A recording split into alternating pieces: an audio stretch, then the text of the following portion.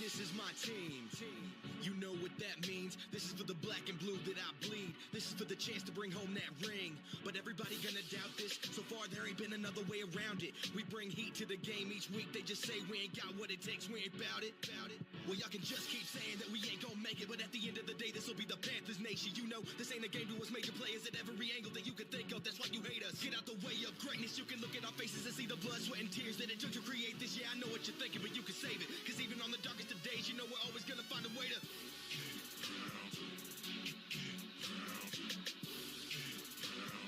tell them what we gonna do. We gotta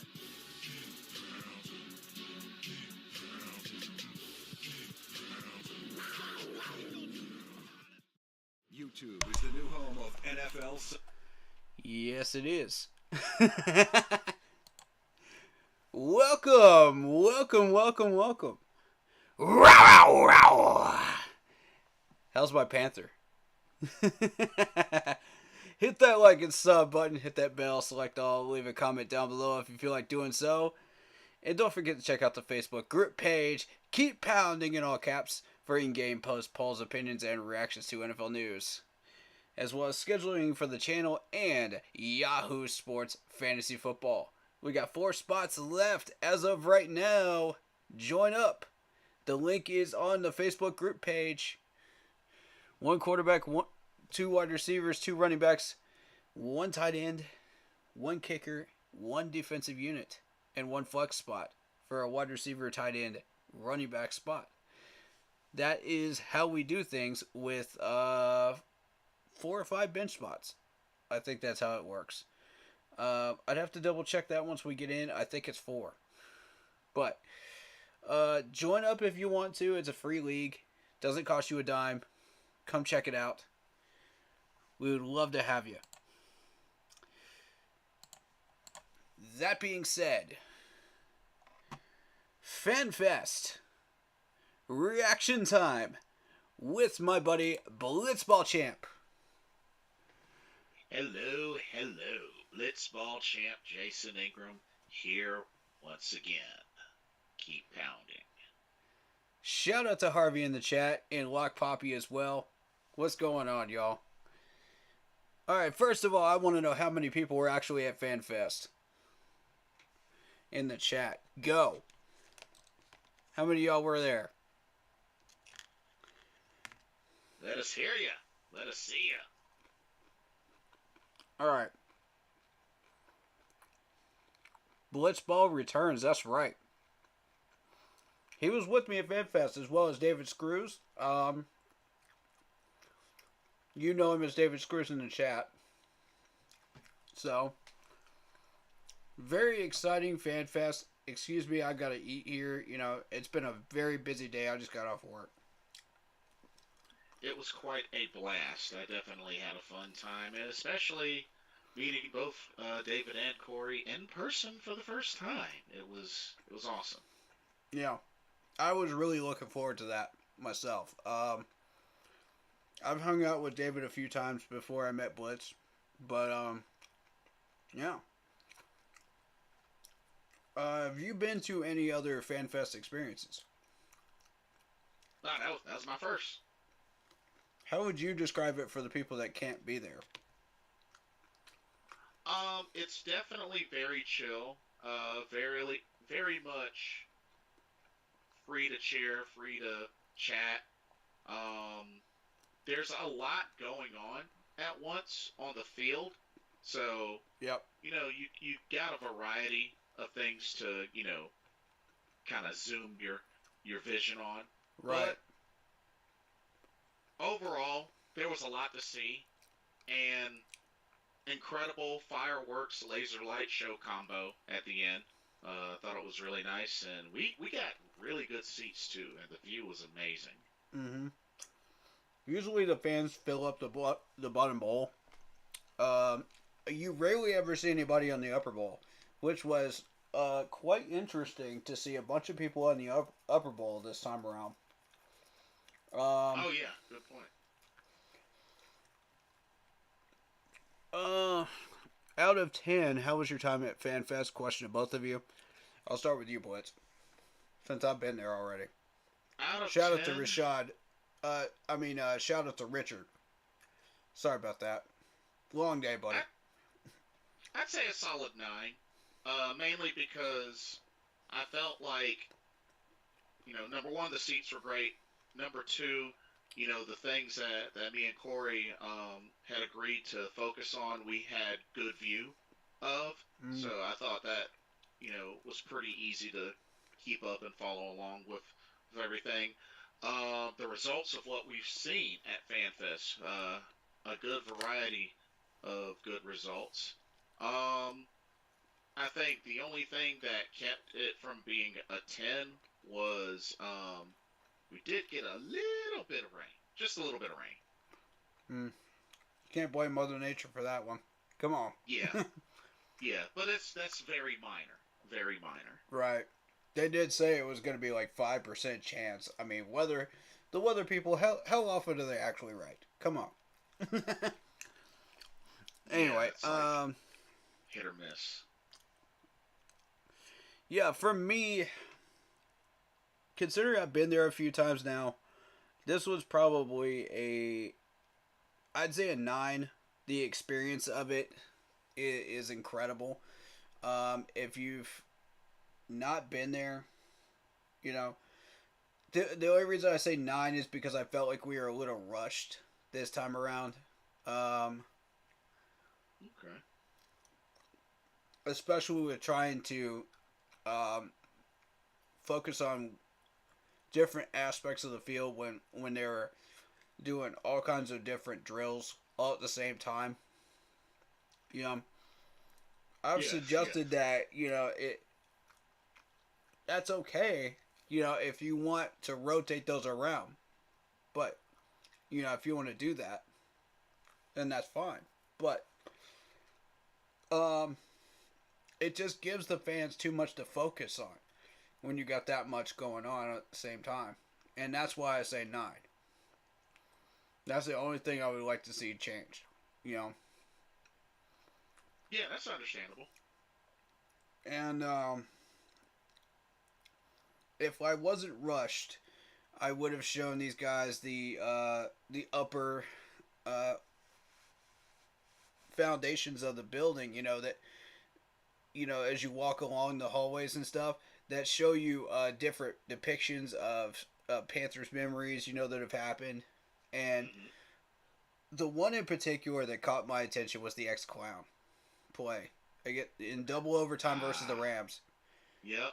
I'm telling you, I posted a video short of that like 4 or 5 years ago, the first time I went to FanFest, and it gave me chills when I saw that for the first time. Yes. I was like, whoa. Yep, first play of second overtime. And the other major experience I've had like that is walking out on the field and standing in the exact spots where these players have made like historical plays on that field. It's just like, whoa, Steve Smith was here. Julius Peppers was here. He did this on this particular play at this spot. And I remember being there at the Green Bay Packers game in 2015 and looking down, and watching Thomas Davis pick off Aaron Rodgers on that final drive to win the game and put us up 3 games over the entire NFC, the entire conference. So that moment was historical for me. And being able to stand on the exact spot that Thomas Davis picked that ball off, whoa. Crazy, isn't it? Like, there's no way to describe how that made me feel. And then looking up to where I was sitting from the field view. If that doesn't give you chills as a Panthers fan, I don't know what does. Very memorable indeed. And yes, I would agree. Most definitely. I hope you all don't mind me eating, sorry. But we're going to continue on with the content, though. It's definitely a wonderful experience getting to meet like all these YouTubers. I mean, Blitz was probably the 7th one I've met this week. All in 1 week. That's just insane, getting those opportunities. And you've been I feel busy. so blessed. Shout out to Cody and the C3 gang. Shout out to Black Cat Panther podcast. Shout out to Two Fans in the Stands, which I had never even heard of until I started talking to C3 on Thursday. That's a really cool name. Yeah, I love it. Shout out to Monster Subs and Grubs in Spartanburg. Go check out their food. It's delicious. Where we were meeting for the C3 podcast, and they're also big fans of that podcast, by the way. So, for those that don't know, and I also shameless plug here, Sully Steamers. I love Sully Steamers. They put a location right across from the training camp, and we have one in our hometown as well. So. Oh, right on. Mm-hmm. Nice. So if you enjoy food, great place to hang out after training camp. Go check it out. Get yourself some water. Get yourself some refreshing drinks, over there after that hot sun. Harvey says, I like Two Fans in the Stand. All right. So we got somebody in the chat that knows who they are. All right, cool. Awesome. I started going through their content the other day. I was really impressed. Very intelligent gentleman. And great content. I think I discovered one other YouTuber as well during that time. But, when you're surfing the internet for Panther stuff, there's always something new to find. Because there's so many Panthers YouTubers out there. It all keeps adding up. Absolutely.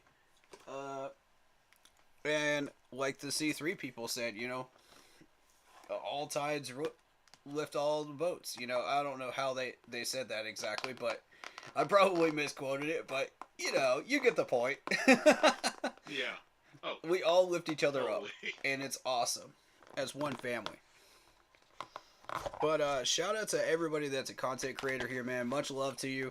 This is not an easy job that we do, but we try to give you the best content we could possibly give you. And make your time worth it. That you spend checking out our channels. Indeed, I second that. I don't listen to C3 or Black Cat Panther podcast anymore because they make you pay for comment reaction. They don't respond to the chat like you and Blitz Fans in the Stands. Well, there's a lot of people in their chats, so they've had to kind of consolidate that a little bit. That makes sense. They can't get to all of your comments and stuff like that because they go so fast. Like, I've seen some of those C3 podcasts where the chat is just lightning fast, and they had to put it on slow mode just to keep up with everybody. So, I mean, I don't speak for C3 here when it comes to the money, but I think I believe that they do that because they want to they want people to have an option, to donate if they want to. It's totally obligatory, but I think a lot of people do that just to make sure that their message is read, with the super chats. Right. And I'm sure you do it, Blitz, but, there's nothing wrong with that at all. I don't do that personally on my stream because I don't believe in dealing with subscriber money. Because honestly, I wouldn't even know what to do with that subscriber money, to be real with you. I mean, I would ask you guys what you would want me to do with it, because I don't believe in taking a nickel of it for myself unless I legit needed it for bills. And then I would straight up tell you guys I need this for bills, and be very, very specific and let you know. And then I would immediately cut it off as soon as I didn't need any more money, because I'm not greedy. Yeah, I mean, I always just be like, if they want to, they can, but they're Right. not required to. And I Right. just leave it at that. Right. Totally your choice. I've had a few requests for that, but, I mean, again, what do you want me to do with the money? Do you want me to get a better green screen, better camera? What do you want me to do with it? Choice is up to you. Mm-hmm. I want that money to go 100% back into the channel. Yep, and that's totally understandable. Like, if you're trying to pay for me to go to a Panthers game, I'm cool with that. But I wouldn't do that on stream. I would say, okay, let's do that privately. You want to donate to me? Let me know. And I'll give you my Cash App when you PM me. I'm not going to go public with that. Not going to do that. But I will shout out anybody that chooses to do that, obviously. And give you much love on the stream. Definitely a lot of love. So. Love to go round. I like to feel like I'm a part of the discussion. If I'm a pay, then I'm a pay for that. That's why I love both of your shows. Yeah, I feel you on that. Much appreciated. Yeah, everybody's a part of the discussion, really. We're all one family here, and we're all trying to find the best solutions we can for the Panthers management to make this franchise better as a whole, from top to bottom. From the owner on down to the very fans that run these channels, and walk into these channels and watch these, everywhere in the world. So, you're all a part of it. And I've always said that from day one. I've always made that a mission of my channel.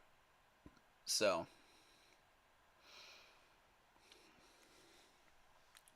Alright, let's get started on the content.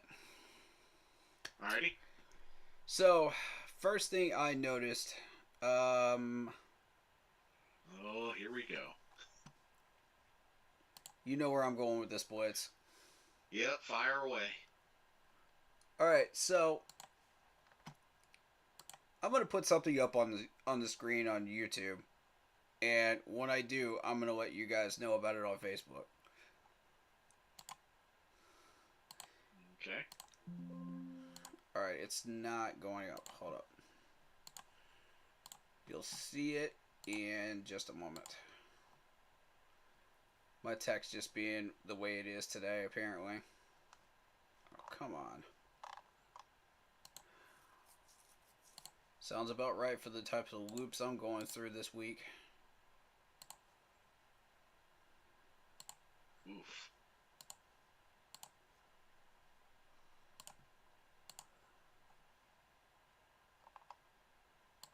There we go.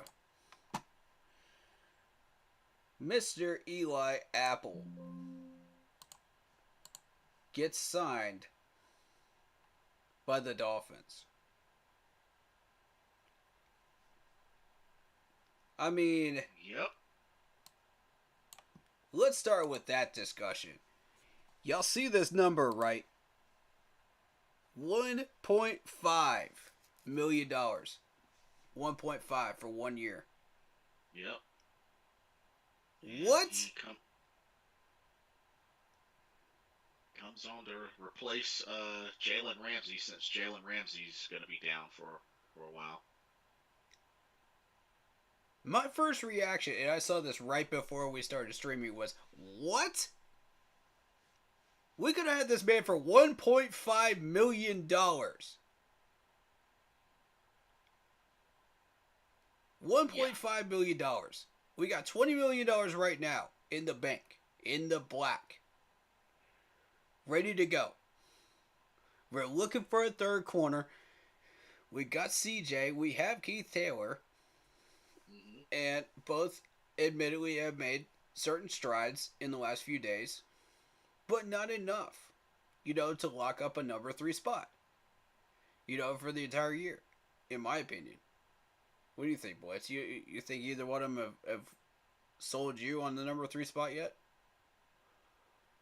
Sold me completely? No. But CJ would be the closest. CJ would definitely be closer versus Keith Taylor. But at the same time, of course, CJ, is a little more experienced than Keith Taylor, and I feel like this is definitely the absolute last straw for CJ. Now his camp has been looking all right, and to be fair, he has been healthy since coming to Carolina, but his play really needs to show that this dude was a former first round draft pick. Like, Yeah. he needs to turn it on. Yeah. Like now. Mm-hmm. Agreed. And I've seen a lot of talent in CJ over the years, even during the Matt Rule era. I figured, okay, he's got the ceiling, to go higher than what he's doing in Matt Rule's camp. They're just not coaching him right. Now they're coaching him correctly and watch him bloom. He's got 3 picks now. We gotta remember, this was the same Matt Rule that crapped on Eli Apple, saying that he wasn't ever gonna make it anywhere or be that caliber starter. And what did he end up doing? He ended up playing in 2 AFC Championship games and a Super Bowl. And a Super Bowl. And a Super Bowl. 2 seasons. Oh, but he's not going to go anywhere or do anything. Oh, right. Because we're going to trust the word of a head coach that has failed multiple times, that lied to us multiple times. Yep. Garbage. That's cap right there. That was 100% cap when he said that, and I knew it was cap. And I told you on stream it was cap. And let's all keep something in mind, because I know there's still some, out there that still kind of vouch a little bit for Matt Rule. We have to keep in mind, this is the same dude that since his head coaching debut in the NFL has not been able to make it through a season with more than 5 wins. Facts. That should tell you something. Mm-hmm. Well, they must have had the reasons not to bring him in. What do you guys think those reasons might be? If you were going to play devil's advocate here, what reasons would you have to not bring Eli in? Legitimate question here. Because I'm on the train of bringing back. That's just me, though. Interesting. From Harvey, said Matt Rule had his downside, but the guy knew how to draft.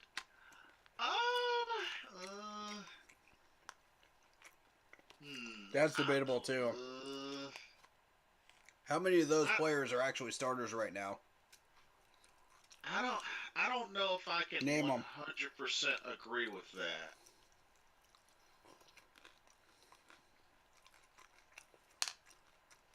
Okay. D. Brown, Jeremy Chan, J.C. Horn, Icky. Okay, Yeah, Icky was a Scott Federer one, wasn't he? We'll see. Technically, half and half, because let's also remember Troy Pride Jr., yeah, Kenny Robinson. Oh yeah. I mean, there's still a handful that didn't pan out well.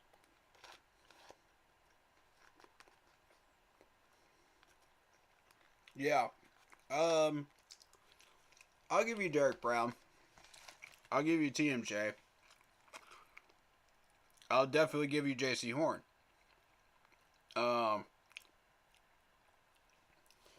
Yeah, Matt Rule is still coach, but how much of a hand in the drafting did he actually have? Because you got to remember, Scott Fitterer still was in control of the draft. He may not have had control of the roster, but he had control of the draft. He was not handicapped there. But he was forced to take a few of those picks. because of Matt Rule and Phil Snow. So, with that being said, I give him half and half. I give him half and half. I'll give him half and half. Had some studs, had some. I'll give him half and half. Yeah. Matt Rule was still coach. Yeah, he had busts, but he did find some studs. Yeah. Like you said, half and half. Scott didn't have complete control just yet. That's true. Now, that that's was a fair his argument. That's a fair argument. Harvey's got a fair argument there. Yeah, I can agree with half and half. Plus the fact that this was Scott Fitterer's first year, and he's looking to secure his job. He's not looking to make a wave. Otherwise he might lose his job. If he drafted who he really wanted to draft, he would have been fired. Matt Rule would not have put up with that, and he would have went running off to Tepper and say, wait, I didn't get what I wanted to draft. And there goes Scott's job. And then again, we have to keep in mind that Tepper really sold into Matt Rule. I mean, after all, he got 7-year contract. So, yeah. We also learned that Dan Morgan and the Samir guy had a voice in free agency in the draft too. That is true. That is very true. I mean, it's true, though. It's true. He'll cry like a 10-year-old child back to Tepper and be like, I didn't get my way. I didn't get my toy that I wanted. At Christmas time. Wah. It's like you get gifted this opportunity to be in an incredible family. Imagine a kid being adopted into an incredible family, of love and generosity and just, giving Christmas gifts, right around Christmas time. And when he doesn't get what he wants, he starts crying entitlement.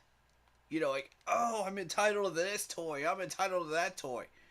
That was Matt Rule. If Scott Fitterer tried to make a wave, that, it's Scott Fitterer's first time doing this. So,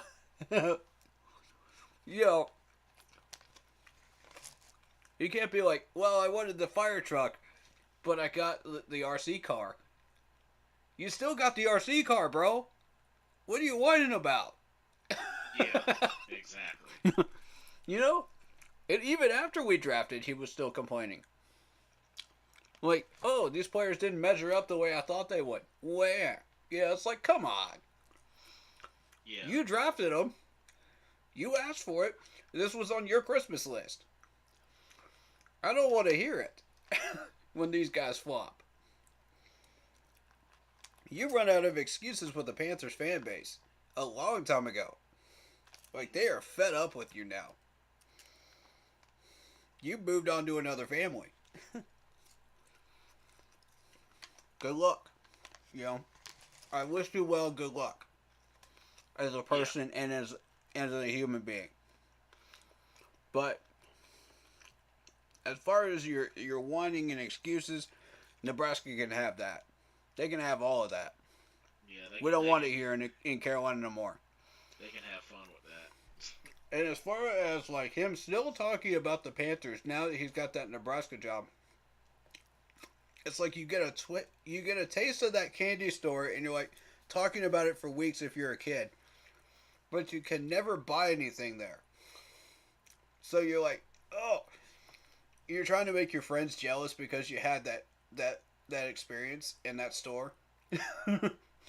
So they're all like, oh yeah, that's so cool. You were an NFL coach. And it's like, raid check the record. Check the press conferences. You didn't do well. Alright, so another good point from Harvey is I think it was his use of draft picks to acquire players that failed was the final straw with Tepper. Yeah. Yeah, I can agree with that. Yeah, I think Scott was secretly whispering in his ear too, during the second year, because Scott had shown like he had the tools and he was checking off every box of what he was supposed to do, and he had a plan as far as what he wanted to see the Panthers become, which is what it is now. So when Tepper started seeing all these picks that Scott picked, Tepper is just like, okay, I'm going to give you half and half during this second year of drafting, and let's see who wins. Let's see who gets the better picks.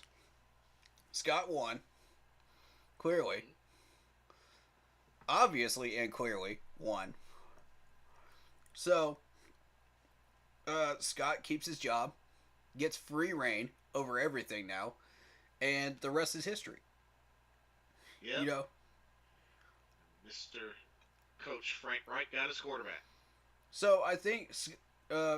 Tepper was very wise to do that, if that is what actually happened, which I believe it was. Yeah. He was still kind of handicapped because it was his second year. I shouldn't say the word handicap. I'm sorry. Handcuffed is the correct word. Mm-hmm. I don't want to offend the handicapped people here. Handcuffed is the better word.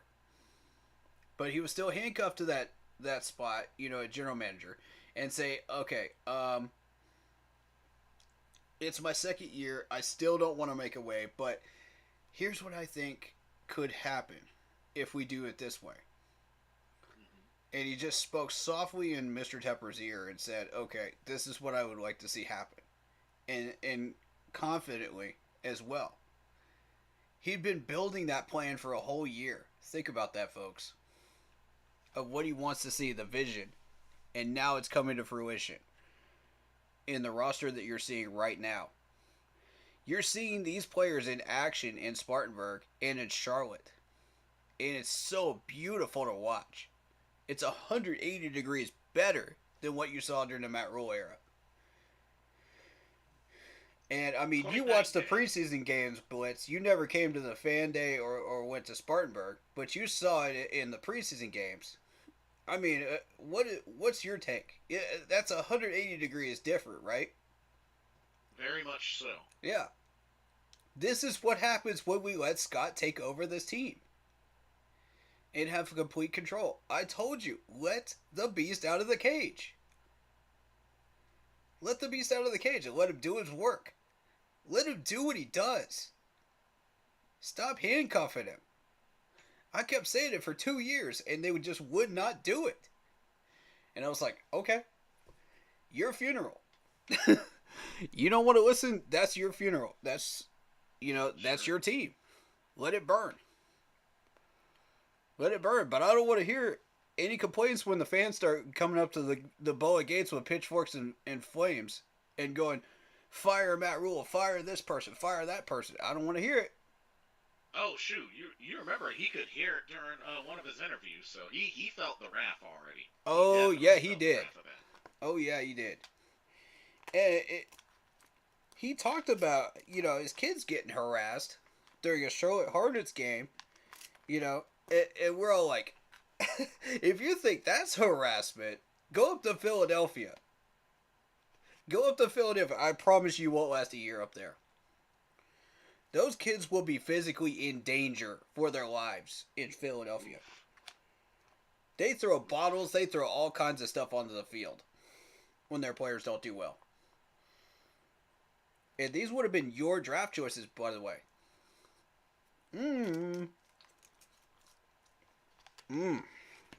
Yikes. So, go up there and see how long you last. Not long at all.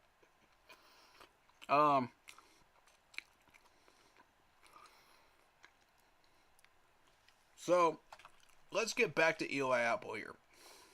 We still have an obvious problem here at third corner spot.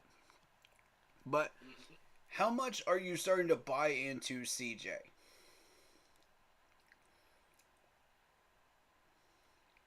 I mean, we saw a little something at Fan Fest with him, and yeah, it was a 1-on-1 corner drill. It was a red zone drill. Yeah. And he caught a tip pass. Yep. And What? the dude is healthy. Oh yeah, he's been healthy. Yeah. Yeah, health has not been the concern. It's his ability on the field Exactly. and his coverage ability, which I have repeatedly said on multiple streams.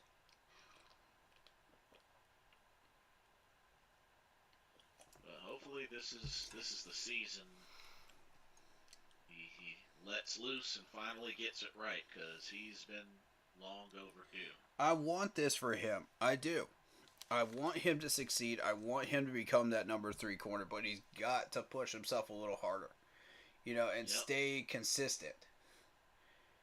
I know you got it in you, CJ. Come on, man.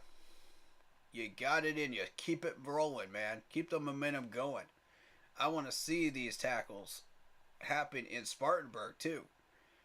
More, Right. more. I need to see it, Don't get lazy just because you got 3, and you showed out during FanFest. Keep it rolling.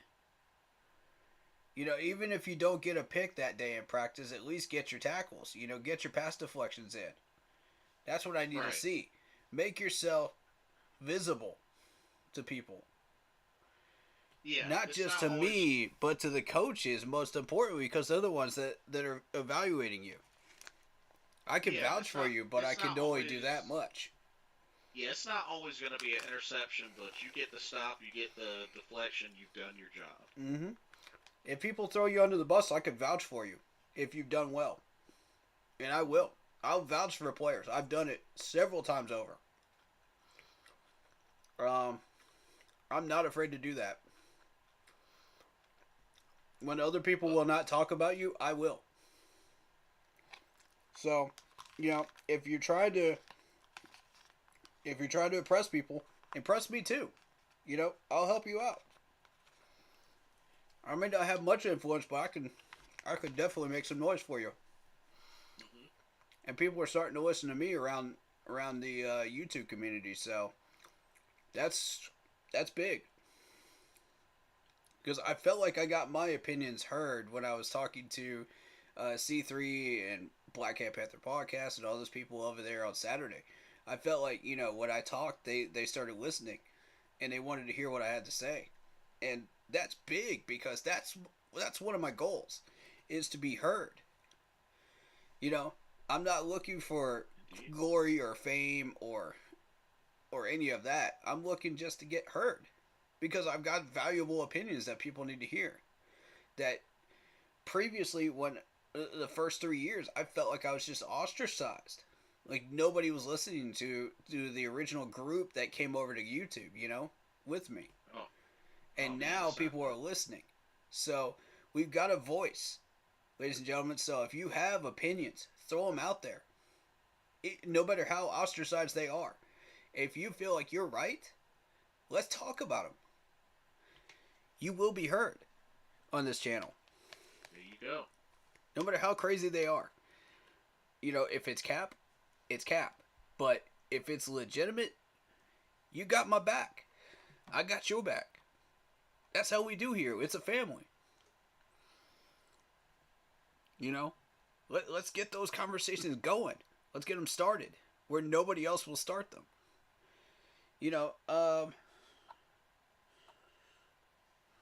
For instance, for the longest time, no one talked about Michael Jordan that much until I started really bringing that subject up to people's attention, and then it was just like a firestorm.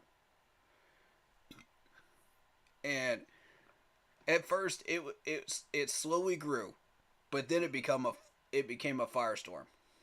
Yeah, and you definitely touched on that at the Fan Fest, cause Oh yeah, I spoke very much about that, on Saturday as well. I did not hide that one. That was one of my main topics that I wanted to pick people's brains about, because it's an important one.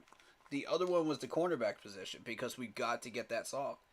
And I feel like the guys in C3 are starting to understand, how important this is. The rest of them are too. Mm-hmm. That's why we're spending. 1 second. Mhm.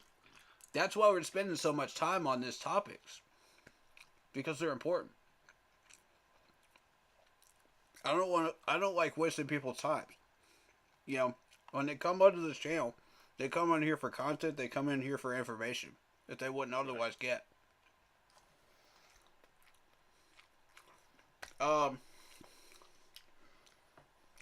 So what players did you notice in Fan Day that caught your attention, Blitz?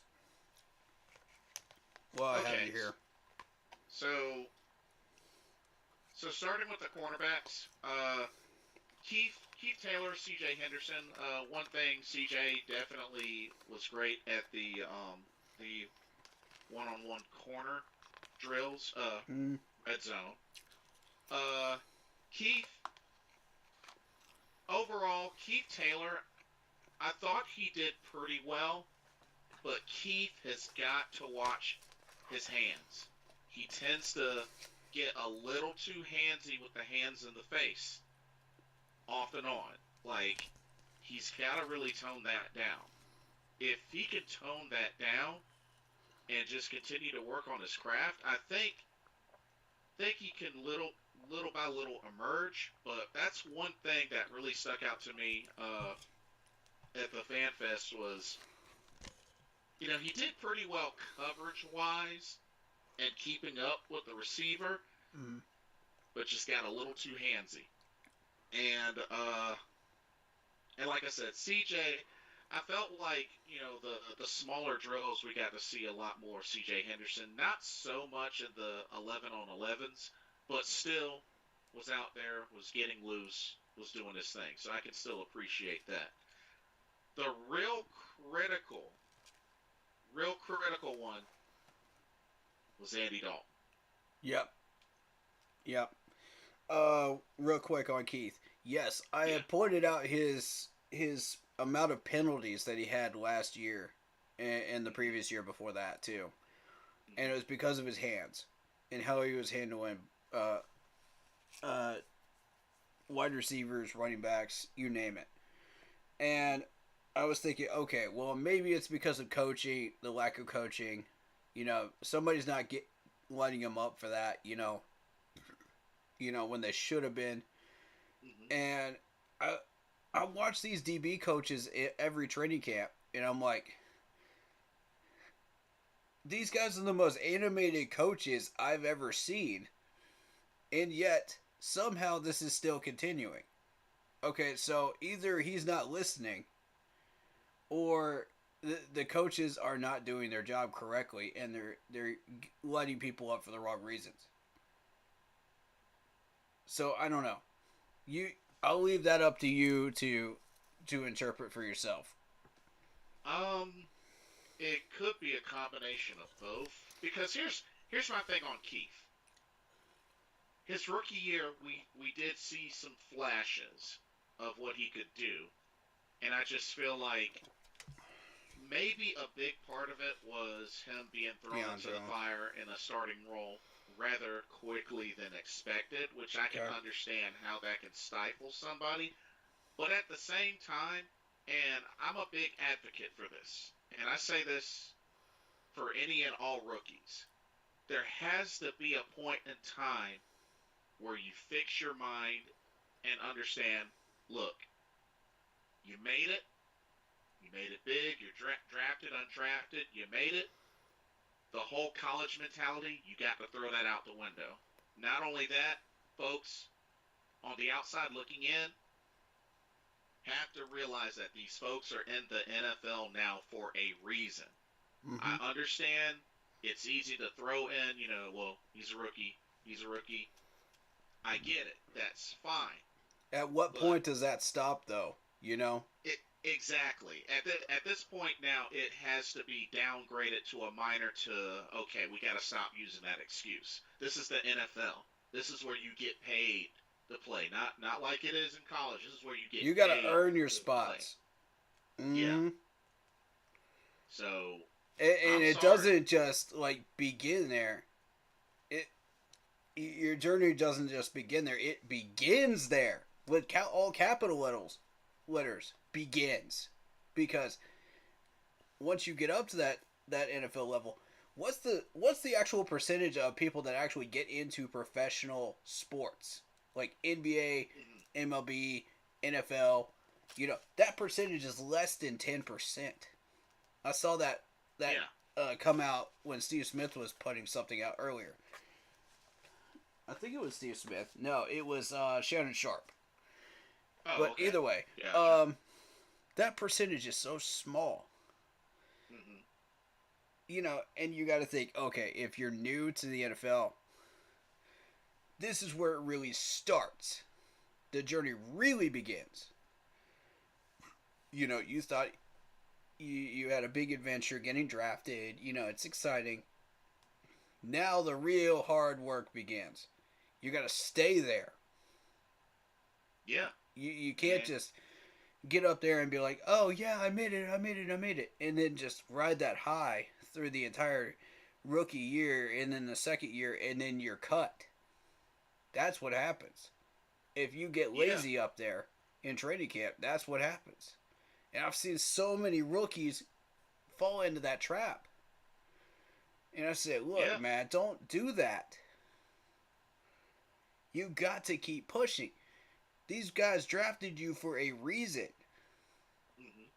Or even the unsigned. They signed you for a reason. Show them exactly what they signed. And why they signed it. Don't just stop there. Show them. And go above and beyond that. Push your limits. Yeah, exactly. And I'll say this. While we're talking about corners, there's one in particular that has not been doing that. Uh-oh. I know where you're going with this. Yeah, I'm trying to find his name.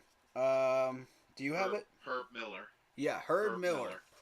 And I hate to call out names, but this is the third day now that I've watched him just not get it done. And Blitz, you saw the same thing I did.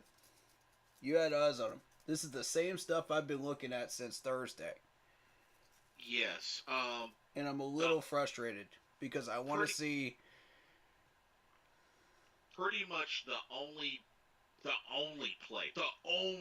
play he made was the one that did the tip drill that got Camus the interception. That's literally the only good play he made. And I'll give him props for making that tip. I will. Props do where it needs to go.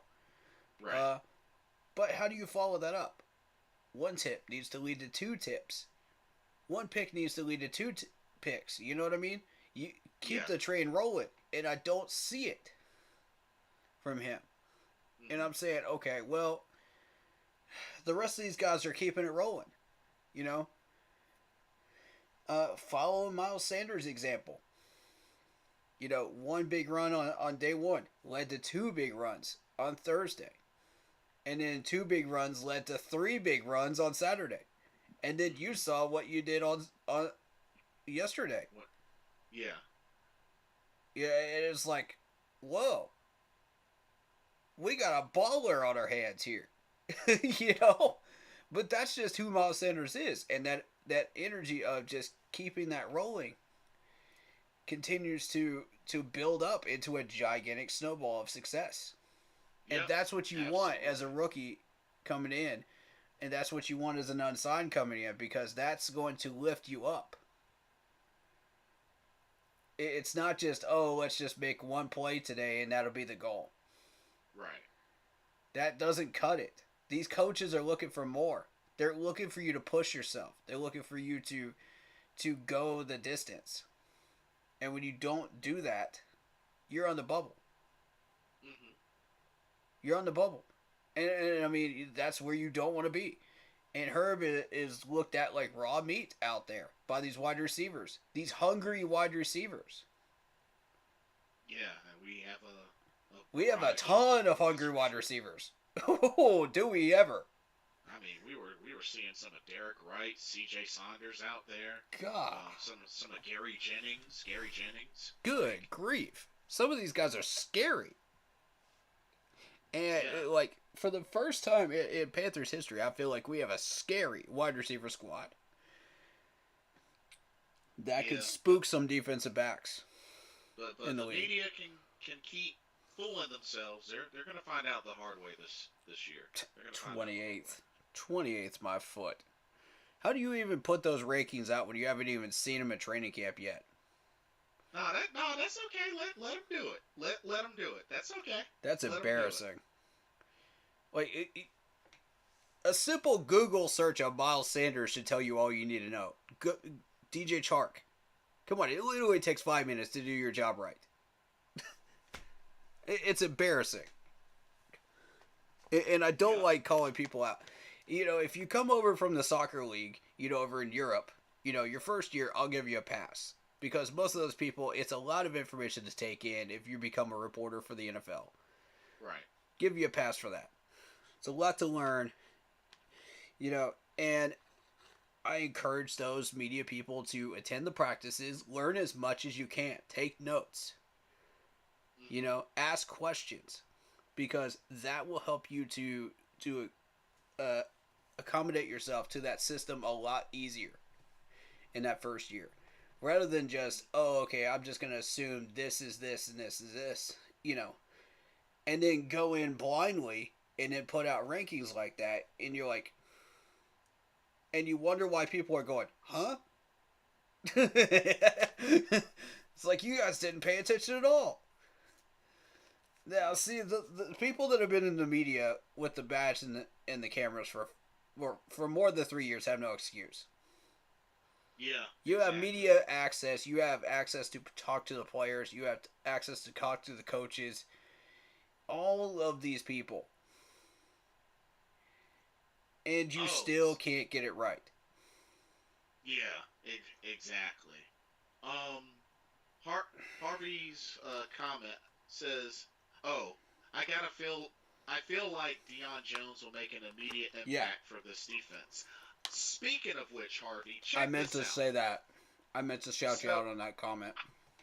So, me, Corey, and David, we're eating dinner at the Chick-fil-A, and you know we're discussing Panthers talk, and as we get ready to head out, we finish our food, and apparently there was somebody sitting near us that was overheard us, and he was like, I'm a longtime Falcon fan, and Deion Jones was nothing on our team. He was trash and whatnot. And Really? I listened to what he had to say. I didn't, react all big or anything like that. Right. But in the back of my mind, I'm thinking, that's funny. Didn't he have a Pro Bowl with y'all and recorded 11 interceptions and 5 defensive touchdowns with y'all? Mm-hmm. Are you sure you're talking about the same Deion Jones I am? Because I don't know, dude. He got 11 interceptions for y'all. Yep. And a Pro Bowl. Mm-hmm. Are you sure about that? I I had to mention that, but yeah, it just. Did you get a chance to plug either of our channels to him? That's a great networking opportunity right there. Unfortunately, not at the time, because I don't know if there was something up with him, but he. It just didn't show interest. Yeah. Okay, fair enough. Then you just move on to the next one. But we encourage all 32 fans in my channel. Right. We encourage debate. Bring it on. Healthy debate helps us to come to better answers that help our channel grow as a community, and get along with each other just as much as it does help the franchise. So yeah, exactly. It connects us as fans of the game. But yeah, as far as what I saw defensively, that's what really stood out to me. And we saw a good amount of run stops as well on Yep. the defense. I thought that was really good to see. Yep. Um, I've been seeing that a number of times in the last 3 days as well. 3 or Yeah. 4 days that I've been out there at camp. So very encouraging to see from the defensive tackles, the linebackers, and even Xavier Woods was in there for a couple of plays as well. Yep, sure was. Um, Sure was. when talking about the run stopping, I was very encouraged by the fact that when we were running sweeps, the half the defense would be over there, Hmm. and shutting it down right at the point of contact, right at the line of scrimmage, and not allowing them to get more than 2 yards. That's a positive sign right there from this D line. Yet another one that they're going in the right direction. Yeah, agreed. And I remember from back in 2015, 16, even after the Super Bowl, we were still able to pull that off. And one of the main reasons was A.J. Klein, Luke Kuechly, Thomas Davis.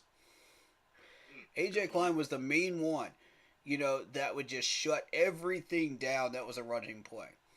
He would always be there. That was just his assignment. And he would always be there on either side. And I was just like, anybody that's an understudy of AJ Klein right now, I got respect for you because you're doing things the right way. Hmm. Follow his Absolutely. example when you're talking about run stopping. And I want him to come into this locker room and talk to Brandon Jones and add tools to his tool belt.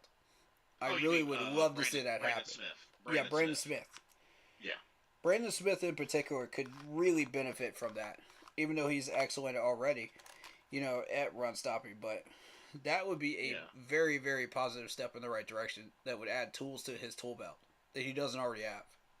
Hmm. Agreed. And So, AJ, if you're listening, please do that. We would love that. Because he's already a hard hitter as Mhm. well, and I And saw talk to a taste of Lubu that. as well. Yes. Saw a lot of action from Stanley Thomas Oliver III, STO. He definitely got in on a lot of snaps. That makes me happy. In the individual drills as well as the 11 on 11, which I thought the DBs looked good in the individual drills, and D-Jack, JC, they looked good. They looked healthy. Movements were great. So Right. they just got to stay that way. Mm-hmm. Um, Shout out to James Childers. Hell was FanFest. Great. It was Awesome. great. It was a 180-degree difference from last year's. And granted, it was kind of a watered-down practice, but it was still exactly what I wanted to see. Indeed. Shall we shift to the offense? We do have one other thing to add. The defensive end Oh yeah. Good call. got signed today. And Yes. So, Yannick Ngakwe, a Yeah. name that a lot of folks were thinking might get picked up by Carolina, and unfortunately, all of that has been put to bed as he has signed a 1-year, $10.5 million contract, guaranteed, $10 million guaranteed, ooh, to go to the Chicago Bears. big Who- news from the end of July. Trevon Diggs signed an extension with the Cowboys. Justin Herbert signed an extension with the Chargers. Yes. So, and remember, we have to play the Bears. I believe it's week 11. Yep. Week 10. Week 10. Week 10. 10. And I also heard that there was a certain Colts running back that is requesting a trade right now and is holding himself out of training camp practices. Oh yeah, Mr. Jonathan Taylor. That's right. They were talking about him on SportsCenter today. I didn't get a chance to listen to it because I was out doing things, but they had him on SportsCenter on the big TVs, at the bar.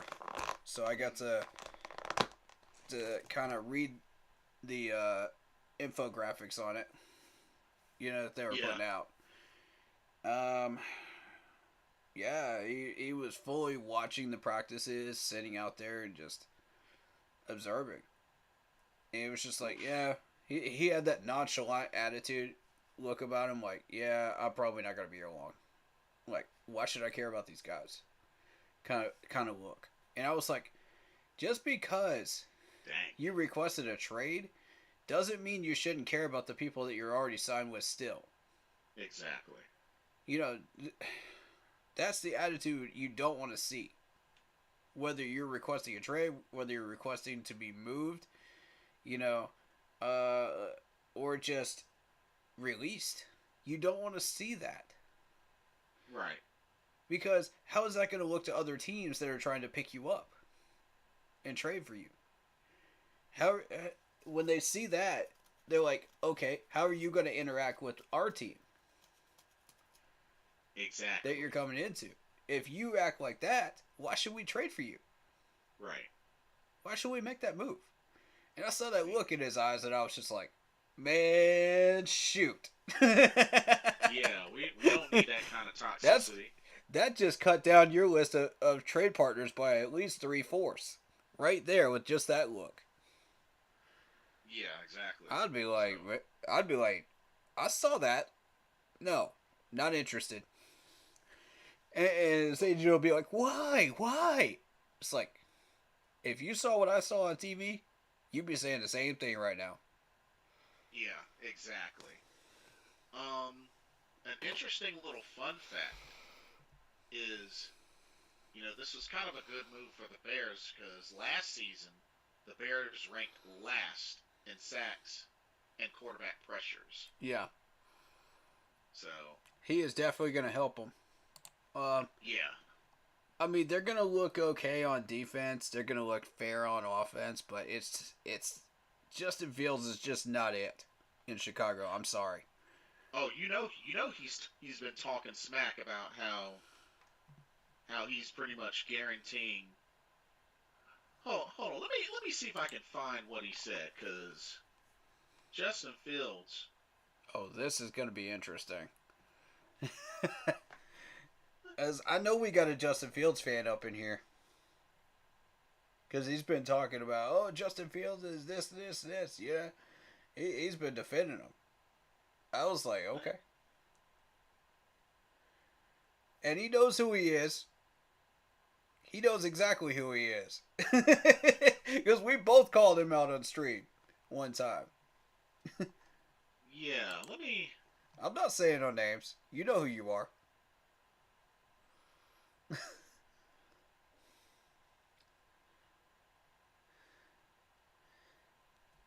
Oh, man. Well, he's talking about... I know it's been said from analysts that he's going to be the next superstar quarterback in the NFL. I don't know. Man, please. That's cap. That's cap from these people. They don't know. If he hasn't done anything by now, he's not going to with the Chicago Bears. Come on. Now you're giving DJ Moore to work with. And if you can't get anything out of DJ Moore, I'm sorry. That's cap. And so I expect at least 500, 600 yards from DJ this year. Bottom line.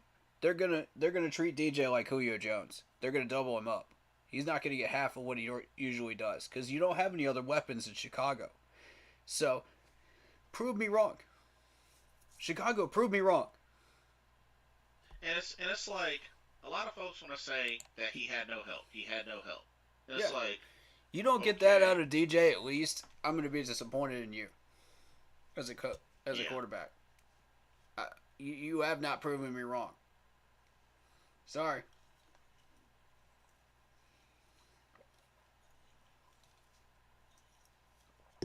Full respect to DJ.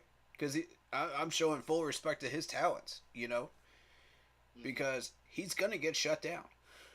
Don't pick him up in fantasy, I'm telling you. Big mistake if you pick him up in fantasy. Big mistake. These people are going to double him up in about 45 seconds. If they haven't figured that out already, they're going to. Watch that first Chicago Bears preseason game and tell me I'm wrong. They'll figure it out in the first quarter. If they've got any intelligence. And apparently, folks are betting on him to be the next MVP. No. No, I'm sorry, but no. I think that's quite a reach. No. Patrick Mahomes has the lead right now for me. Patrick Mahomes has the lead. Because after what happened to KC last year in the playoffs, I just don't see. I don't see how you don't label him as the front runner. Coming into this year after the KC just made all those improvements.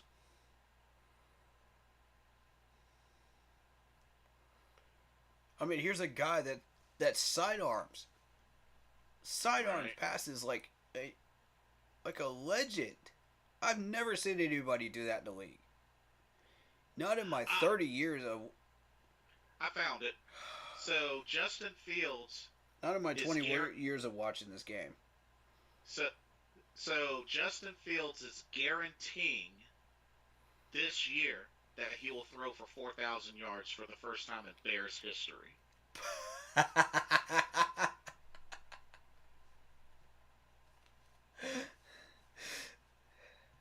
They're drinking the...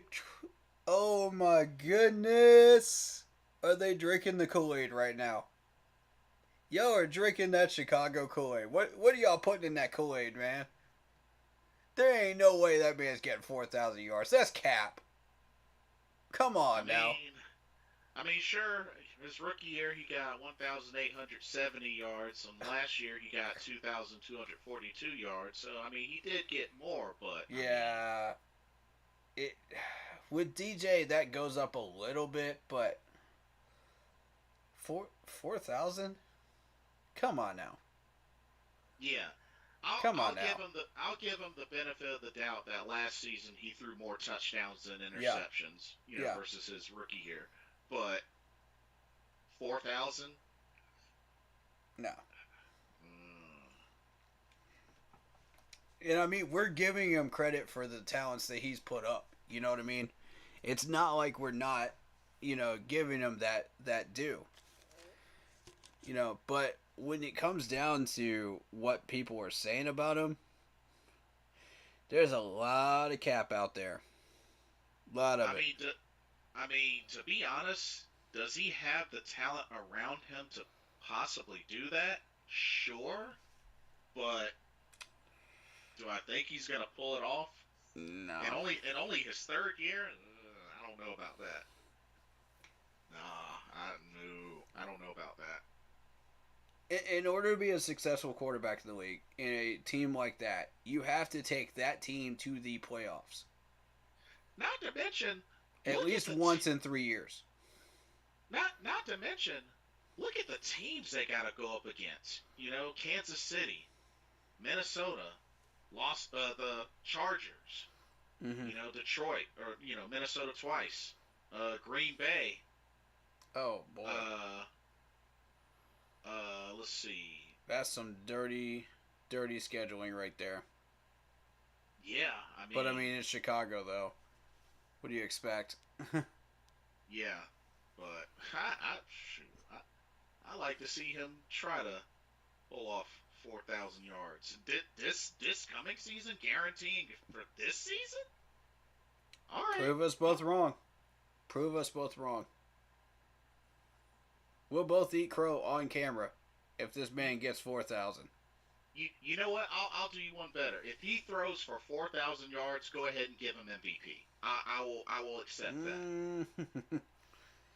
Not with Patrick Mahomes and Josh Allen in Buffalo working around. I can't give him that, but I will give him credit for the 4,000.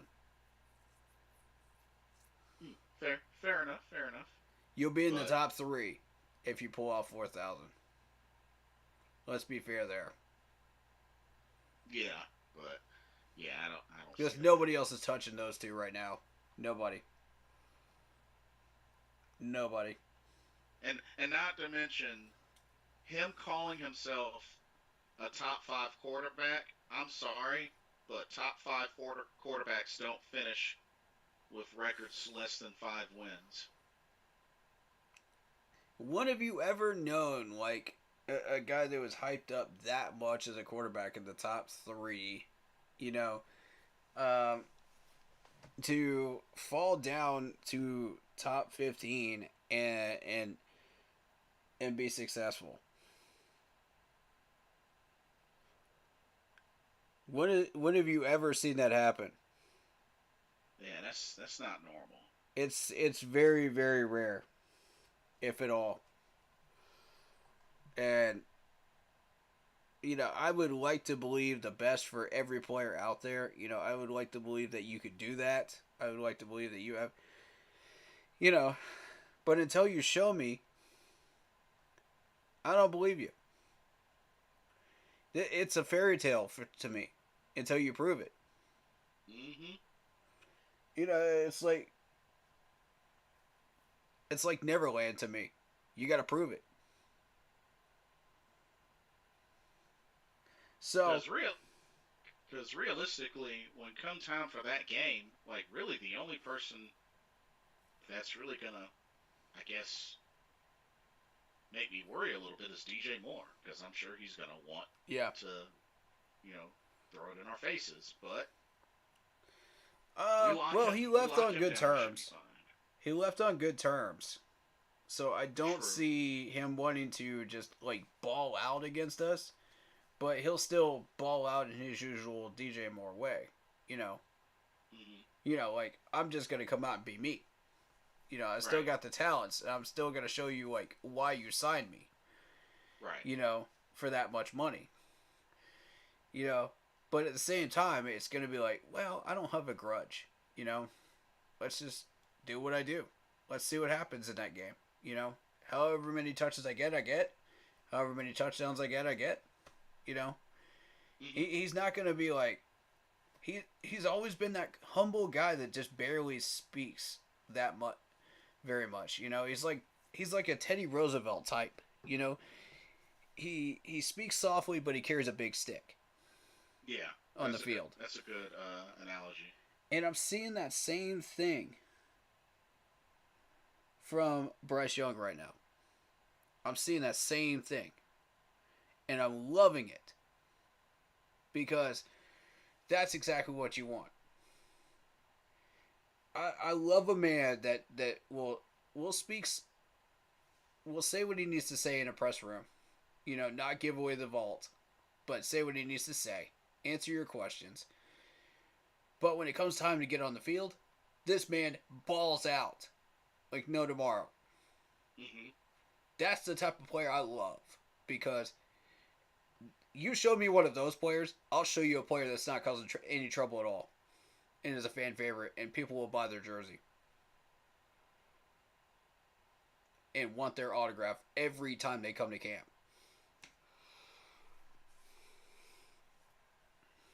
That that's a good call. Good call. Mm-hmm. Mm-hmm. It's gonna be sad not seeing DJ Moore on in a Panther uniform. I agree. I kind of misread that comment, but you get the same point. Same point. Right. Right. And I agree. I feel like it's not going to be the same not seeing him out there. But he never spoke up that much.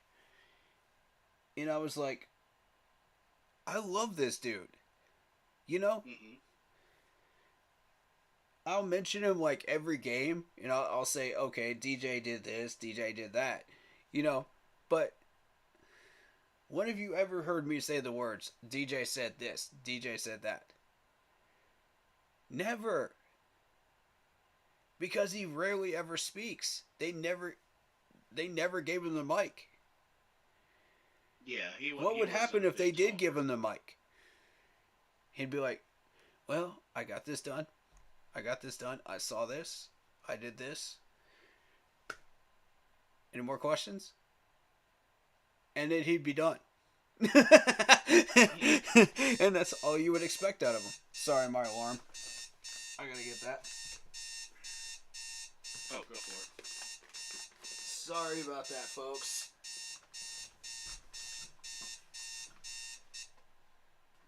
I could have sworn I set that for 2:30 this afternoon. Apparently not. My apologies, folks. Let's continue.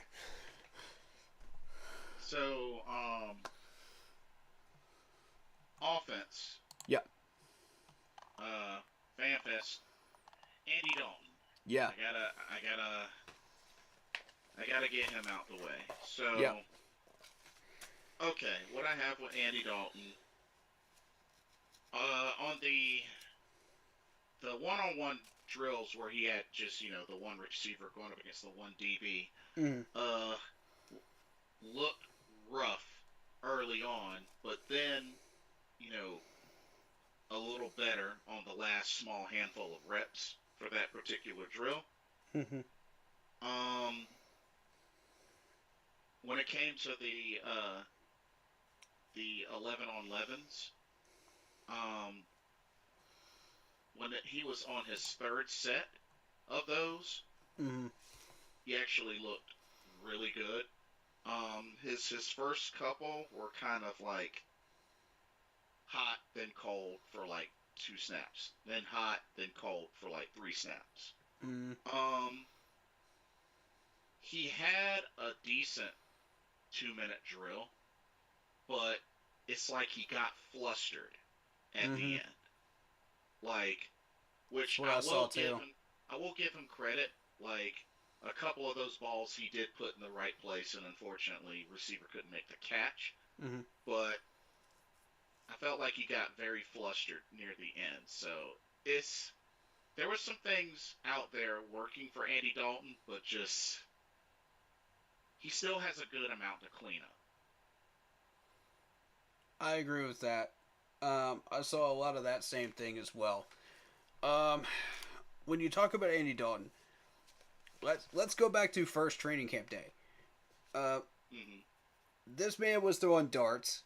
He was comfortable behind the twos, and that includes Deontay Brown. That was slotted in. We'll talk about him in a little bit. And that O-line in a little bit. But right now we're focused on Andy. Only Andy. Alright? So, he looked great. The D-line wasn't really pressuring him. They weren't really in his face. They were saying, okay, here's... The coaches were trying to determine, okay, who are you as a player? On day one. They're trying to figure out what you can do, what you can't do. They were testing the waters. Dipping their toes in the water for the first time, seeing these guys do these drills. So, of course, the D-line's not going to turn up the pressure immediately. I didn't expect them to turn the pressure up that high on day 2. That was a very good sign for the D-line, because when I saw those run stops on day 2, when I saw them put pressure on Andy on day 2, I said, whoa. This D-line's got something here. They've already got that chemistry going on day 2? It's like, who are you? It's like, okay, we got something to look at now. And not to mention, Bryce Young. Oh, I like pressure. Hey. What kind of quarterback likes pressure? Like, find me one. That is nuts. Hey. I don't... I've never heard of a quarterback liking pressure before. He welcomed it with open arms, too. That's incredible. I mean, the only quarterback I've ever seen that just, like, openly invited pressure, but didn't ask for it, was Big Ben. Because that man could take hits. He was a freight train. He was like Andre the Giant out here.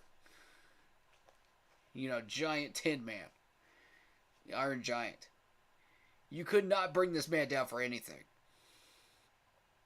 And I watched that for 10 plus years, and I was like, good Lord, what are we looking at here? Who is this man? Are we looking at an alien or a football player here? Because there's no amount of steroids that could. Good. Oh man. There's no amount of steroids that can help you take that many hits and still stand back up, even at that age. There's no amount. I don't care if you have the strongest steroids on the market. There's no way.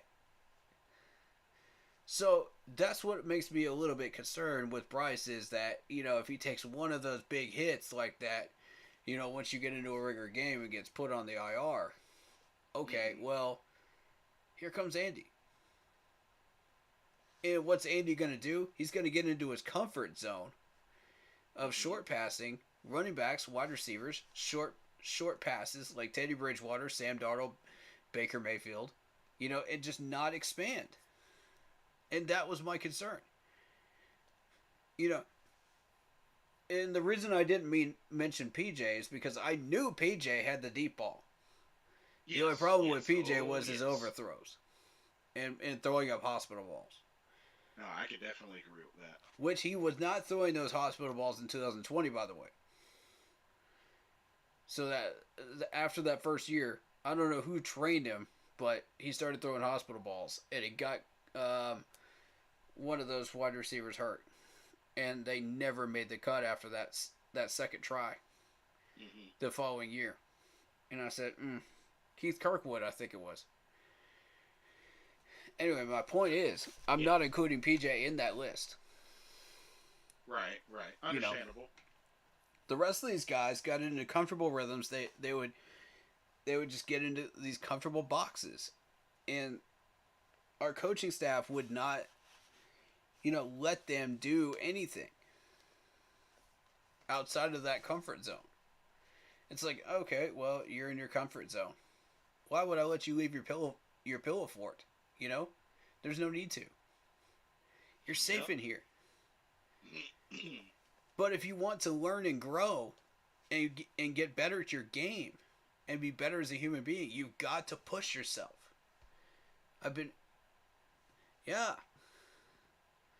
So,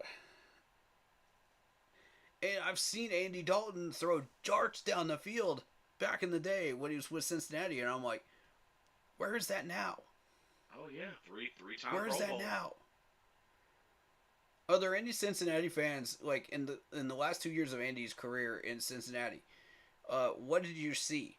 Did you see a decline in this? Did you see him start to go into a comfort zone? I'm wondering about that. Or was this after he left Cincinnati, and he was just like, okay, well, I'm stuck in Chicago now, with a bad offensive line, no weapons, and people just coming at me constantly. It's crazy because he was with Cincy for 8 years. So that's where I feel like he developed that comfort zone, and he never got out of it. Yep. And I was like, oh no. It's like, what did we sign? This is where I'm starting to get alarm bells, and I'm starting to say, okay, what did we sign? Because this is not the Andy Dalton I used to know, and grew up watching, This is a completely different Andy Dalton that just says, nah, I'm going to be like Teddy Bridgewater and Sam Darnold. It just, and it would just be the most average passes you've ever seen in your life for those check down passes. Once the defense stopped getting in his face on fan day, then you started to see him, okay, hot, cold, hot, cold, hot, cold. I'm testing the waters. Okay, let's try to throw one downfield. DJ Chark. Obviously, first good target for him to throw to get out of that comfort zone. Good choice. Andy's smart. He's smart. I'll give him that. He knows when to throw the ball away. So does Bryce. Bryce proved that. Yep, absolutely. So Bryce continually checks those boxes of what you're looking for and what you need out of a starter. Andy, however, hot, cold, hot, cold, hot, cold, hot, cold. He would hit everybody, granted, but once he started stretching his wings and throwing it deep, it's like, okay, Andy's back. Andy's back. This is what I saw in day one, you know? Right. And I looked at Blitzball and I was just like, this is what I saw in day one. When he started hitting Chark and he started hitting those deep balls, I was like, thank you.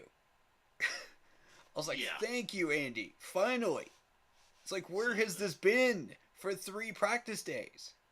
Yeah, because the capabilities, it's always been there.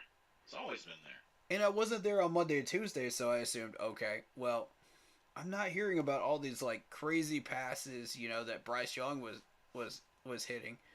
You know, I didn't hear that from Andy. So I assumed more of the same. Comfort zone. Comfort zone. Comfort zone. And if you continue that path, that's dangerous. Because it lulls you into a false sense of security. Right. Once you get stuck with that as your identity, that's that. You know, you're not getting out of it. Because once you get to regular season games, these guys are going to come at you like a freight train. They're not going to go easy on you. They're going to continue to hit you like a freight train. So like, it's okay. We'll turn down the pressure a little bit. No, they won't. No, they won't. And credit to Ajaro for not turning it down. Despite that, recognizing the fact that yes, Bryce still needs that pressure. You know, all of these quarterbacks need this pressure. Not just Bryce. In order to grow. You know, and credit to Ajaro for finally letting these guys stretch their wings on day 2 too. And saying, okay, I want to see what you got. Bryce wants it. Let's give it to him. Let's spread our wings. This is the first time we've seen this since, 2016, 17? Where the defensive line is pressuring that hard? Something Good like that, grief. around that length. I've never seen it like that before. Since then. It's like, hey, coach, can I get some extra pressure these next handful of snaps? Who does that? Who asks for that? Nobody. It's beautiful. And it allows the D-line to do what they do. You know? Like, it would be like a practicing for a preseason game. You know? Like a regular season practice game. Type pressure. I mean, of course, you know, don't hit him, but... Yeah. Feel free to get your hands up and get in his face. And I feel like they found that healthy balance on that D-line between, you know, training camp practice, you know, speed, like Matt Rule type, and what you need for a regular season game type practice speed, you know? And I feel like... And they were practicing red zone. Yes! Yes! Do you guys remember when Teddy Bridgewater said, well, they're not running any 2-minute drills in the red zone? What did I tell you repeatedly on these streams last year was our main problem? Red zone. Yep. 2021. Y'all remember this. It was on VODs. Multiple post-game VODs and pre-game VODs. I said it over and over and over again, and Teddy finally acknowledged it. I was like, thank you, Teddy. Somebody called this out. Because it is actually depressing. Yeah. And not only that, we saw those drills early, too. Oh, God, the amount of times I got frustrated with that. I lost count that year. I literally lost count. I was like, why? Why? Yeah. Why are we not doing this? But yeah, so that was with Andy Dalton, of course. Bryce being Bryce. Matt Corral, you know, had a handful of good passes. Yeah. You know, he got in some good work. We did see some Jake Luton out there, a little bit of Jake Luton. Yep. You know, shout outs to the running backs, Miles being Miles, but I gotta give some love to not only Chuba Hubbard, but Spencer Brown. Yeah. Out of nowhere, Spencer Brown. And I've been saying I need him to hit that hole harder. You know? And he finally started to make some progress with that on Wednesday there. Yeah. Really made me happy. But Chuba, who had some good runs, gotta get on you for the one drop, bro. You had a one wide open drop. Come on now, Chuba. And honestly, I'm gonna let that go because he's had so many catches and done so well. Plus his training camp, you know what I mean? It's FanFest. Who's really gonna care in FanFest? But Yeah. you know, it's a lighthearted practice. There's a lot of ways that you could let that off the hook there. Right. But at the same time, don't let that become a habit. Right. Agreed. Do not dive back into that rabbit hole of toxic habits. That could be really bad. Yes, indeed. And credit to him for fixing that during the Matt Rule era, when the coaches Yes. wouldn't do it. He had to do that himself. He fixed that problem himself. Guys, I got on him several times during training camp that year, you know, when we were in Spartanburg. Not during FanFest. I let it go during FanFest because I was like, okay, I've seen this already, you know. And I was like, okay, it's FanFest. It's still not a good thing because it's FanFest and it's a lighthearted practice. But if you've been doing well in the other days of the intense heat, you know, in Spartanburg, I'm going to let it go. Mm-hmm. But Fair point. You know, but if you've been continuously dropping balls and fumbling balls in Spartanburg up to that point, and you do it in FanFest too, nope. Not giving you the pass. Definitely not giving you the pass. I'm going to go on you harder. Because you should know better. But credit to this man. He came out of preseason, started up that season, took over for CMC, and darn near put himself in a starter position himself. Yeah, almost 12th in rushing yards that year. Yeah. 12th. Yeah, he made it to the halfway mark of 1,000. What would he have been able to do if he played a full season that year? Oh, he would have hit 1,000, or at least between 8 and 1,000. Correct. Correct answer. That's exactly where he would be. And that would put him in the top 10 in running backs, without question. Possibly, argumentatively, top 5. Can you imagine a backup running back ending up in the top 5? When he had never seen any real touches at number 1 spot before this? Imagine that for a second, folks. Think about that. And that's without even receiving yards. You add in receiving yards. That's your next Christian McCaffrey right there. Now add in Miles Sanders to that in that Super Bowl era monstrosity year that he had. Yeah. If you even look up his numbers on Google, you'll recognize what we're doing with here. And that's just his numbers. When you see him in person, his numbers match that. Yep. The energy you get from this man is just incredible. I want to see everybody infectious with that positive attitude. Use that for your own game. Wherever you are, whatever position you're in, use that energy. Boost yourself up. Let that be... You know, there's this thing called drafting in NASCAR. You know, are you familiar with it? With how that works? Heard about it. Yeah. Yeah.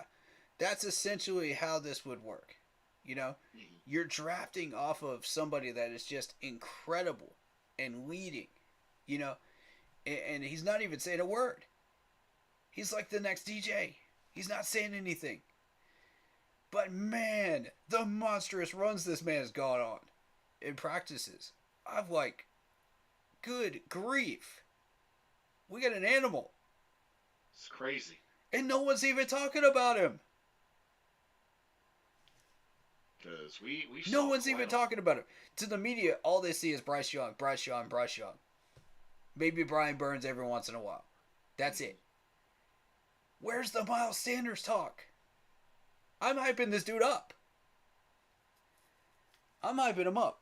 I don't care what the media says. We definitely saw him run up plenty at FanFest, that's for sure. Give me 100 Miles Sanders type players. I'll take that. I'll take that energy. Let me build a roster from it.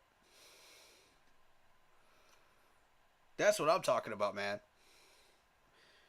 And I have to say, we had a lot of folks that got a chance to eat in the receiving game. I mean, Chark, of course. Yeah. LaVisca Chenault. Shy Smith. The one that caught my attention was Bird. Oh, yeah, Demir Bird. Absolutely. And the reason I say Bird is because he was on our roster previously in 2016. And this dude, I really liked him. He was putting up good numbers back then as a slot receiver. So he comes back in here in 2023, and he's picking up right where he left off. Mm-hmm. And I saw that in practice, and I went, yes, that's what I need to see. That's exactly what I need to see. Carry on that energy from 2023 like it never left the building. Oh, absolutely. And, the touchdown throw to Tremble, Tommy Tremble. Tommy Tremble, man. Tommy getting involved in the last couple of practices that I've seen. Which means Saturday and FanFest. Tommy finally getting involved. Love it. Because I didn't see it during Wednesday and Thursday last week. And I said, okay, you're not going to see everybody on the first 2 days. I said, okay, let's rotate. Let's see these other guys. Mm-hmm. He came out on Saturday and started balling out. I was like, Tommy, that's what I like to see. Yeah. Yeah. And there's a lot of doubters about this tight end position right now. They're saying, oh, we can always upgrade at tight end. We this and this and that. Yeah. Did y'all completely forget about Hayden Hurst? Oh, Hayden Hurst definitely had some great catches. That shut up a few doubters when we got him. Yeah, he looked great. Mm-hmm. First thing that man did as soon as he came into Carolina, $150,000 check to a mental health place. Oh yeah, that's right. First thing he did, I was like, way to make a first impression, sir. That's how you get on my radar in a positive way. That's what I'm talking about, man. I love players that do this stuff, man. And most of these players like donate to this stuff, privately. They won't publicly tell you what they're donating to. Mm-hmm. It's interesting. Recently I saw a TikTok of where somebody listed how many of the different things that Shaquille O'Neal actually donated to. That nobody had a clue. It was a long list. It was like 20 of them. Oof, wow. Yeah, 20 of really, really great places. Cancer societies, research places. And I was just like, yes, Shaq. Yes. And the best players, the best people do this under the table. They will never tell you they do it. Right. Because they don't this is true. They don't want people to know. Because they don't want the publicity. They don't want the fame for it. They just want to be known as helping out and being a good person. That's what it's all about. That's how you know these guys are good people, man. And Hayden Hurst never did that for the attention. He never did that for the loyalty or the love or the popularity. He did it just because he could. He did it just because he could, ladies and gentlemen. Imagine that for a second. Imagine if we had a society that did that just because we could. How much better society would be. We definitely need more like that. Imagine if we just paid each other a compliment every day. Just one random person every day. How much better people's opinions would be. And kinder the world would be. no matter where you live. You could do that for free. Doesn't cost a nickel. Right.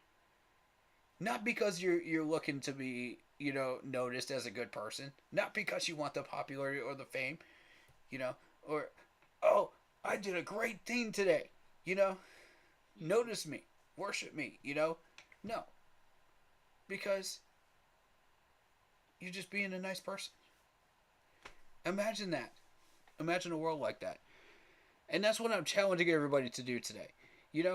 I'm challenging that. Go out. Good challenge. Go out. Pay some random person a challenge. A compliment today. I did that today, actually. I was at a Waffle House right before I got on stream. And I noticed some lady come in with a group of ladies, and I saw the hat, and I was just like, nice hat.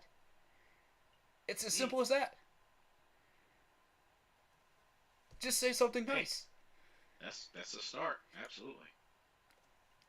Even if you don't feel like it, do it. Because it'll make you feel better. I'm telling you. And let's see these players, man. Let's see these players rise to the challenge. If you see somebody that needs help, go out and help them. I'm challenging the players as well. Go out and help them. One random person every day.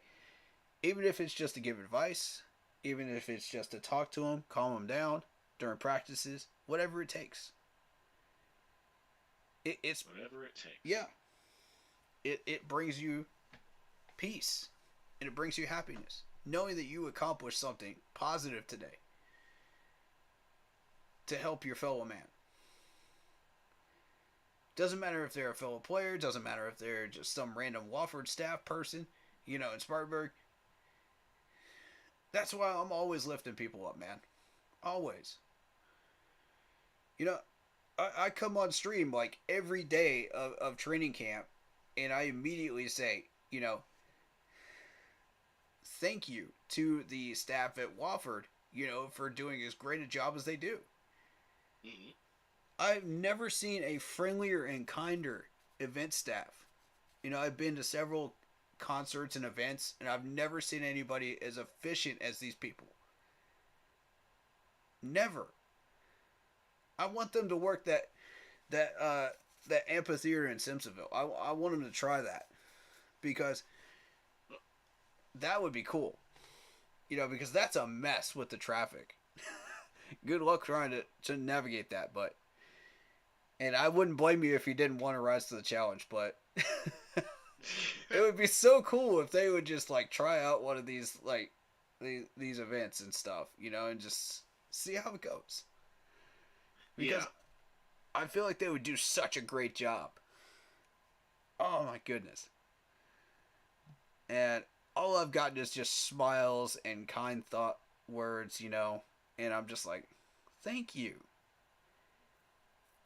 And hey, that's good feedback. Yeah. So I take every opportunity I can to say thank you. That's a good attitude. It's a really good attitude. These people are working in the hot sun, 95 degrees. They don't have water. They don't have anything. And they're just standing there just directing traffic. And I'm like, it's rough out there. So if somebody hands them some water or something, I applaud you. I applaud you. Because 95 degree heat is no joke out there in Spartanburg. You're about to find out on the 5th. It is no joke. These guys are practicing in full pads, and it's just nasty out there. I mean, you got the sunburn to prove it out there. You got farmer's tan to prove it. That's veteran stripes right there. They were showing some of the players on the big screen, and they had the big farmer's tan, along with the muscles. And I was like, yep. There's the guys that have earned their stripes. That's what's up. Oh, man.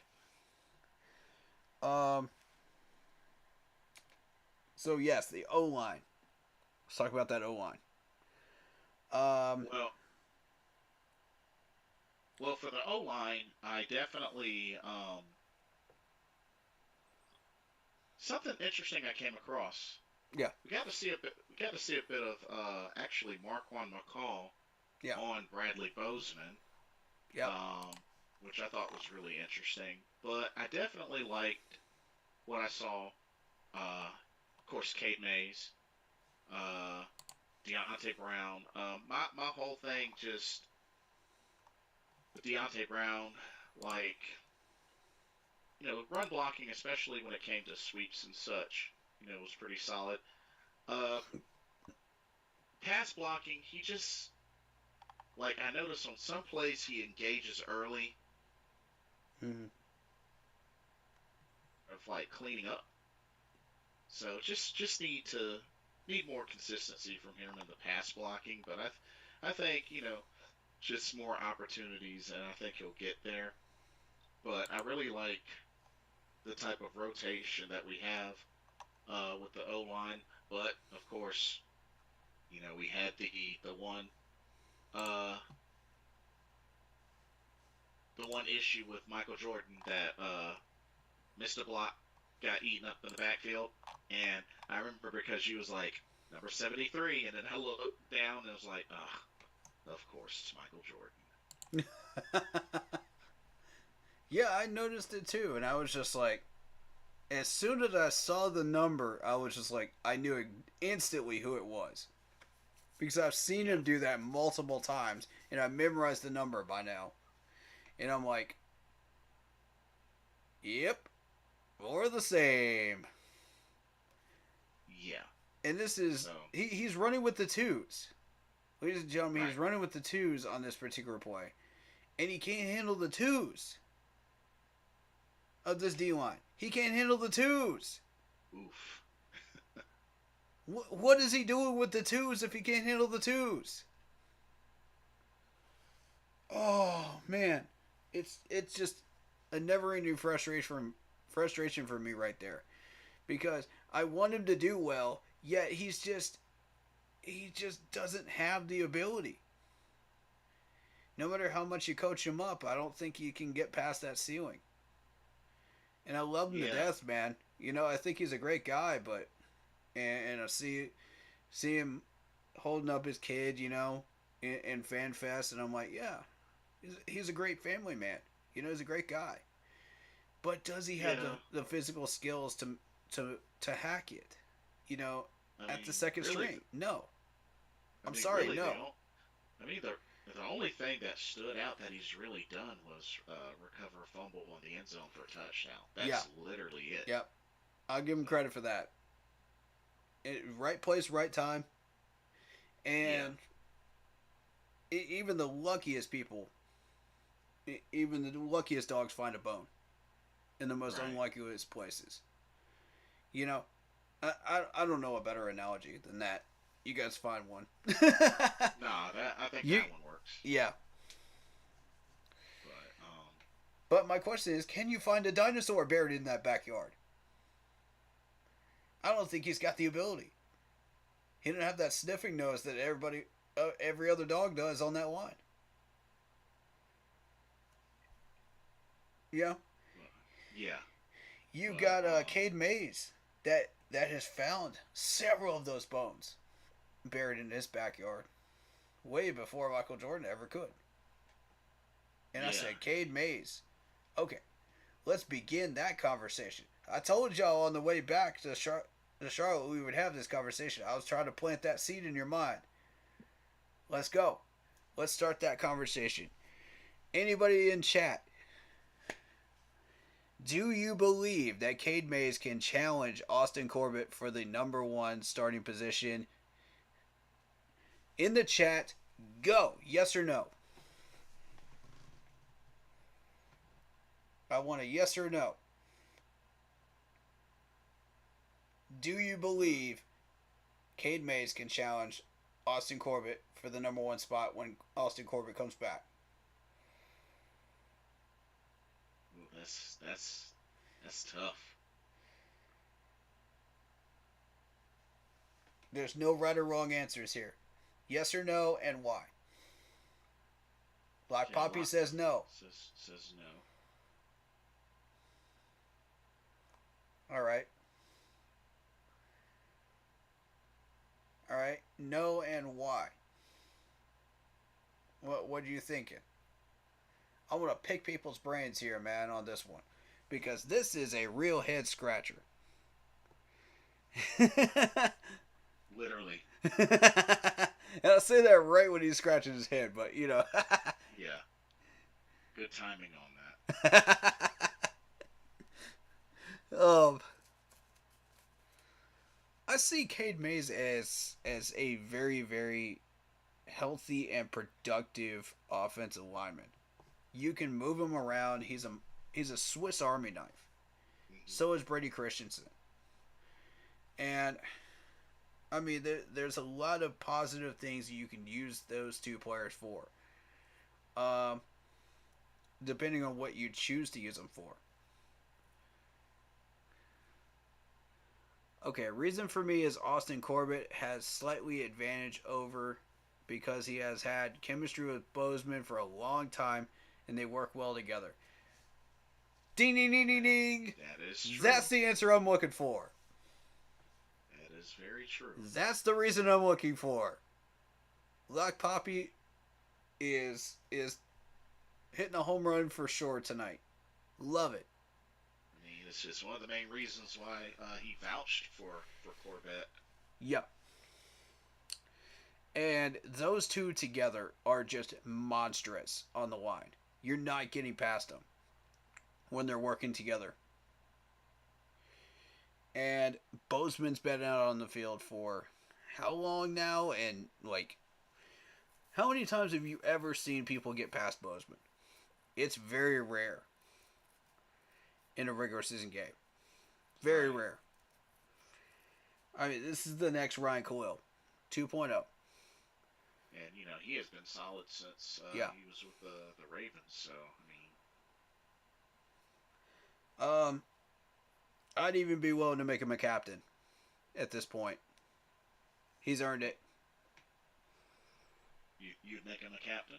Yep. Bozeman, yes. I'm not against that. Bozeman is a captain, yes. 100% yes. Ryan Khalil was named a captain. Why shouldn't Bozeman be a captain? Like, find me a reason why he should not. Like, at this point. He's doing exactly the same amazing things that Ryan Khalil did when he was a Panther. In the captain status. Yeah. And then after all, you know, just like Bozeman, they have the most important job on the O-line. Yeah. Center. And I think at this point we can begin to start to have that captain conversation. You know? Because we've seen our standouts now. You know what I mean? Yes. How many captains are you allowed to have? Max? That is a good question, actually. I was going to say like 5 or 6, but I don't know for sure. I've seen 6 at one point. 6. You can have up to 6. 6. Okay. So, we'll get back to the O-line conversation in a minute. I want to name off these captains. If you were going to name captains today, who would your 6 be? So, Bryce. In the chat, go. You can answer it. Go ahead, Blitz. I would have to say Bryce Young. Mm-hmm. It's 1. Miles Sanders. 2. Bradley Bozeman. 3.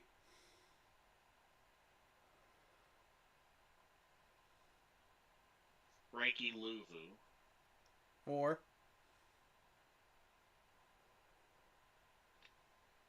You need 2 more. Ryan Burns. 5. 1 more.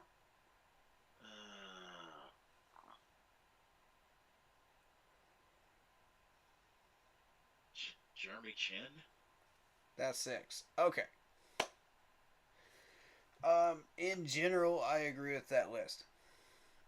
Lock Poppy says Bozeman, Sanders, Bryce, Shaq, Thielen, and Brian Burns.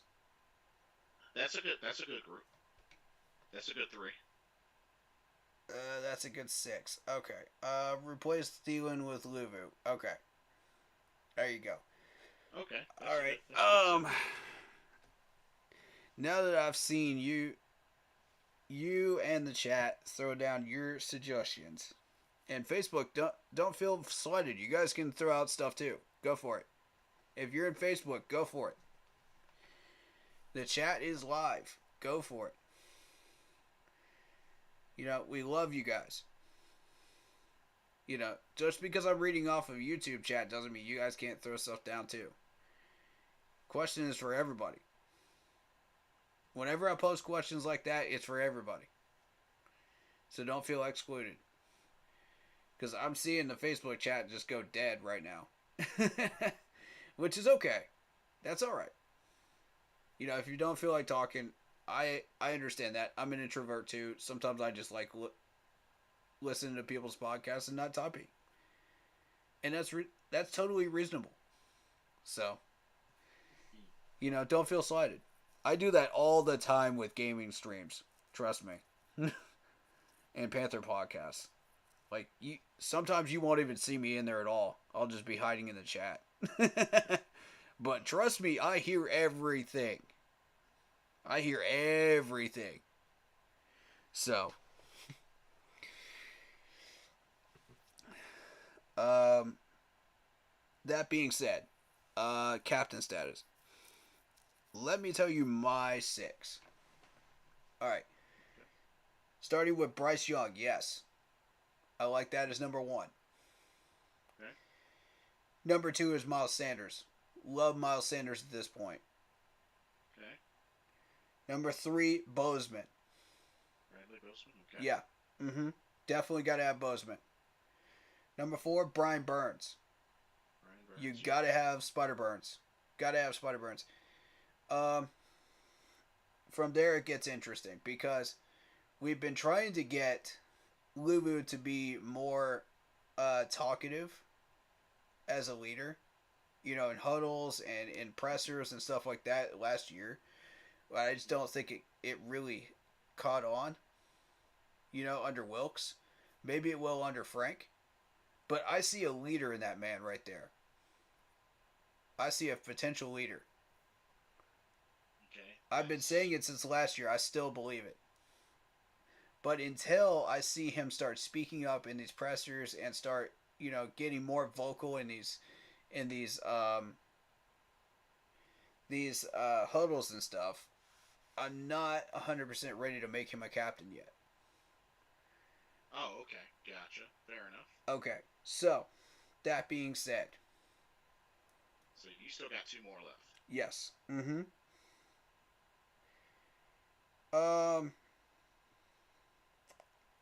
Traditionally, we've had a special teamer in there. And I don't know if I agree with needing to have a special teamer in there every year. You can pick any 6, correct? Right. There's no limitation. You don't have to have a special teamer in there. As much as I love Johnny Hecker, we don't need to put him in. It's not a requirement. But he is in the conversation. Absolutely. 100% in the conversation. So is Jeremy Chin. Mm-hmm. Yep. Alright. Now, from what I've seen, Jeremy Chin's not really vocal enough to become a captain, in my opinion. You have to have all the elements to become a captain, in my opinion. You have to have all the elements. You got to be 1, good in the presser, 2, excellent on the field, continuously as a veteran. 3, loud in the huddles. Show off your knowledge. And Brian Burns definitely has that knowledge. He has shown it, and he has shown it in the press room. Mm-hmm. And you also have to be a person that anybody can come to and ask questions of. and get answers. So, that being said, I think that conversation goes to Dante Jackson. Mm-hmm. I'm going to surprise some people here with that one. Who was a captain last season? Correct. That thought has not been lost on me. Okay. People have come to him in the corner room constantly and asked questions. And he's been the veteran presence in that locker room. J.C. Horn's only been here for a couple of years. But even he leans on Dante Jackson from time to time to ask questions. Right. And that's my point, of why Dante deserves that status. That's my argument. The final one for me, and this is an argument that you can have right now. Should it be Hayden Hurst, or should it be whoever wins the wide receiver battle? I would not be against the idea of Hayden Hurst. I think that could definitely work. But Hayden Hurst has only been here for a little bit. Here's the thing. And that's why I'm kind of hazy on this last spot, because it needs to go to a veteran. The problem with that is you're going through the list and you're going, okay, Chin is in the conversation, but he's not vocal enough. Shaq is in the conversation, but, he's just not taking care of business on the field completely the way I would like to see him take care of it until, proper coaching has started to blossom him out a little bit more. Mm-hmm. So is he in the conversation? Sure. Mm-hmm. Horn would qualify if he was here for a little bit longer. However, he's only been here for 2 years. Yeah. You could use a little bit more time. So that leaves, and I forgot a name, Derek Brown. Derek Brown should be in that list. Ooh, in the conversation too. Yeah. He has been a monster on that D-line. He's been improving more and more each season. But you don't hear from him. You don't hear from him that often. And I'm going, okay. Well, they've given him presser opportunities. So I'll need to go back and really listen to some of those pressers. And if I see and hear what I think I'm going to see and hear, then yeah, he would be leading that conversation, for that spot. Unless you want to give it to one of the wide receiver leaders, because we've traditionally done that. We've given it to Steve Smith, obviously because he's Steve Smith. We've Right. given it to DJ Moore because he's DJ Moore, Right. because he's put up those numbers. And my argument against DJ Moore is he's just not that talkative in the press room. But you could tell he was clearly a leader at the same time. So, yes, I was okay with it. Mm-hmm. So, going by those standards that I've said, those golden standards. And other people are going to have different standards than me. Right. Granted, Right. and I respect that. I respect everyone else's opinions on that. But that's the standards I believe in, when I'm looking for a captain. Corbett could also be in that conversation too now. He's been here for 2 years. Yeah. People may want to be tempted to give it to Taylor Moton. I'm going to say no. Which he was captain last season. I'm going to say no. I didn't agree with it then, and I don't agree with it now. Yeah, he has longevity. I give you that. Yeah, he is vocal. I'll give you that. But I think people are overhyping him. How many Pro Bowls does this man have? See, therein lies the problem. Yeah, he didn't have any. Therein lies the problem, ladies and gentlemen. That's where he gets knocked off my list.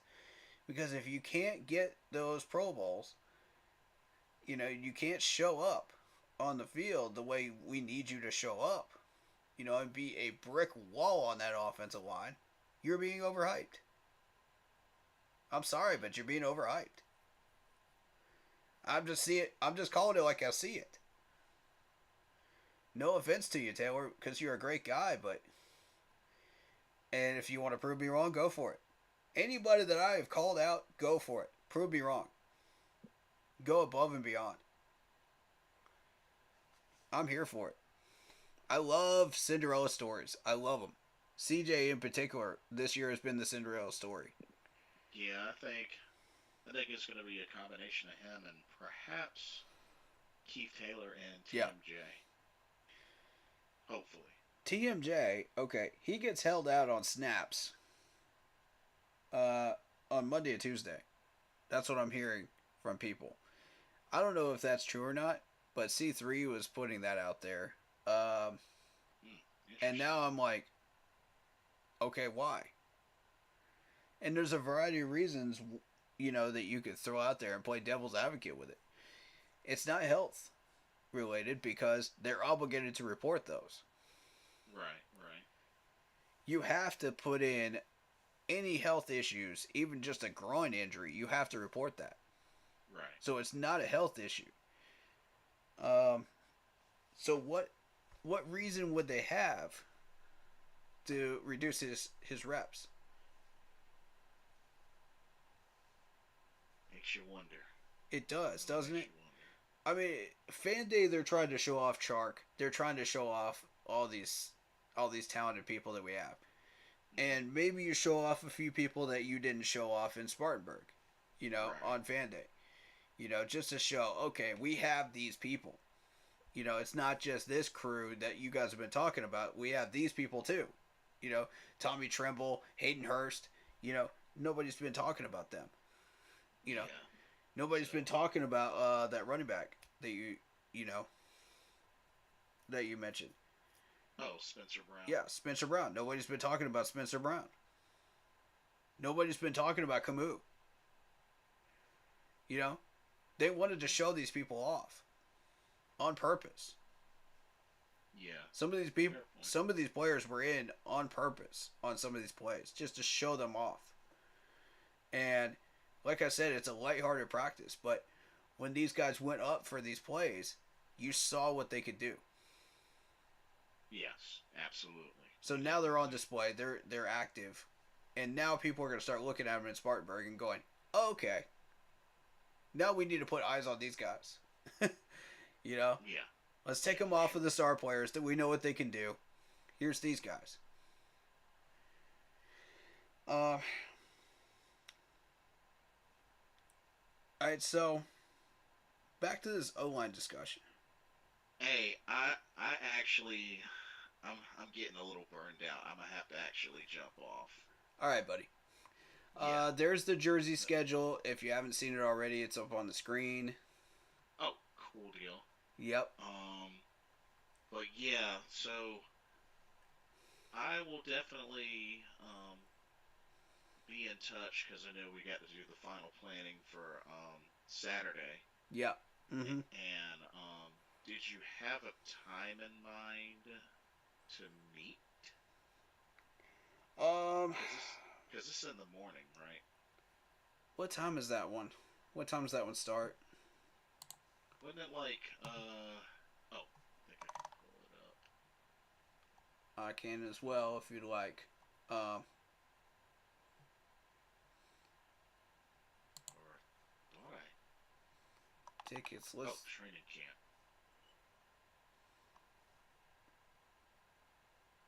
It is 10:15 a.m. 10:15 a.m. Okay. I have been showing up at like 10:15 on the dot, Okay. because and sometimes a few minutes later. I don't really care about the early stretching drills that they do, the early health stretch drills. That doesn't interest me. What interests me is where they start doing those individual drills like you saw when they first started out. You know, Right. the linebacker drills, the cone drills, stuff like that. That's what interests me. That's why I come out there, right around that time. But I'm gonna get with you on that, and we're gonna plan a time, and we're gonna meet. Um, we'll talk about possibly doing breakfast or whatever we want to do. You know, I'm down for that too. Okay. Okay. Sounds good. Sounds Yeah. good to me. I will definitely be in touch. We'll get it done. Yep. Mm-hmm. Alrighty. Want to see how our Well, players go against the Jets players? Ooh, yes. Yes, Lock Poppy, agreed. but to all those watching, I will check y'all very soon. I'm about to pass out and then get ready for the weekend. Um, as usual, Corey, I will see you very, very soon. Absolutely, man. Why don't you As give them a plug for always. your channel real quick? Tell them what you Oh do. yeah. Oh yes. You can find me Blitzball Champ on YouTube. Also on Facebook, Blitzball Champ Gaming. Um, spaces between each. And also on Twitter, you can find me on Twitter as well at Blitzball underscore champ. Capital B, capital C. Yep.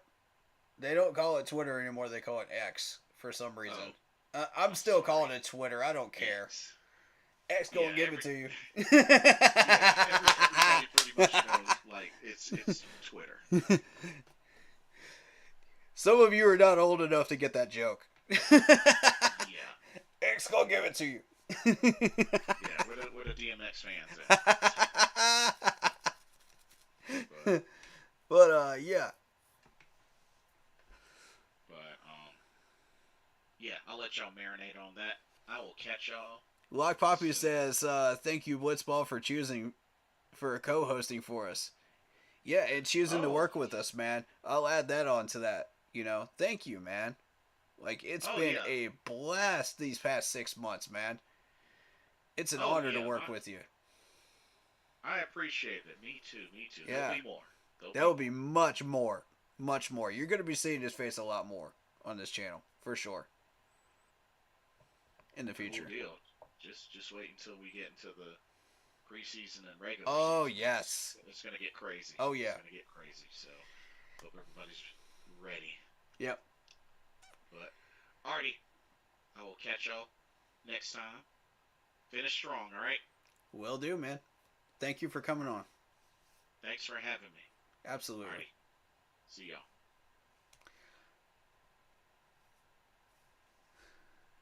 All right, ladies and gentlemen, that is Blitzball Champ. Check him out on the YouTube. The Tube. So Zoom link is open if you guys want to come on here and talk and discuss these topics. Any players, any topics that you want to discuss. I'm down at this point. Zoom link is up. I think, yeah, it's still going. Cool.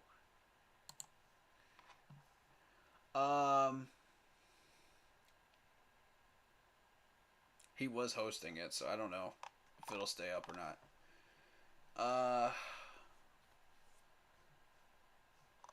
So yeah, there's the home games. Let me know which ones you guys are attending. I'm gonna be at the Saints game on September 18th. I posted where that seat is gonna be. So if you guys want to come by and say hi during that Saints game, come on and say hi. I welcome it. I would love to hang out with you guys. If you haven't gotten a seat near that, definitely please do so and hang out with me. Let me see if I could find where that seat is. Where did I post that? I could have sworn I did. And if you missed us at Fan Fest, and I know one person did, shout out to Christina. She was in section 126. And we were all in 124, man. And we were just having a blast. I saw some other YouTubers out there as well, doing some streaming and stuff. So that's cool. They seem very lax about that now. And I was like, that's interesting because, I haven't seen anybody really get on the people that have been videoing this stuff. And I'm like, okay. And watch, now that I've said that, everybody's going to be gung-ho in stopping them from videotaping at practices and fan day now. And I'm trying not to encourage that. I don't want that. I want the opposite to happen. And it's just frustrating. It's so frustrating. Because the media and the organization sometimes just do the opposite of what I'm suggesting. And it just screw over the fans and YouTubers. And I'm like, I don't have answers for you on what we're supposed to do to adjust to that sometimes. But yeah, if you were at Fan Day, this is where we were, 124. I don't have any pictures of inside the stadium, but I do have the picture in Chick-fil-A. There's Blitz, there's David, and there's myself. Hamming it up in Chick-fil-A there. Just having fun and just enjoyed ourselves with the first meetup, We're going to do some meetups during the off season for sure. You guys, I'll put up some posts and we'll see what we can figure out as far as meetups. And I'll be glad to host them. Absolutely. I'd love to. Like I said, I'm very approachable. I'm very talkative. And if you guys want to have conversations with me, let's do it. Likewise, any businesses that would love to be a part of our podcast and just host us or host me specifically, you're more than welcome to reach out. Let me know. If you enjoy what we do and you want me to come host at your restaurant, I'll do it. I think C3 has really started something here, and I think it's cool. I think it's really cool. He's opened the door to that possibility. These guys have opened that door. I think it's so cool to have that opportunity to promote businesses and just, it's such a huge opportunity. Shout out to Kathy Baker. Welcome. Welcome, welcome. I know that shout out was way late, but welcome.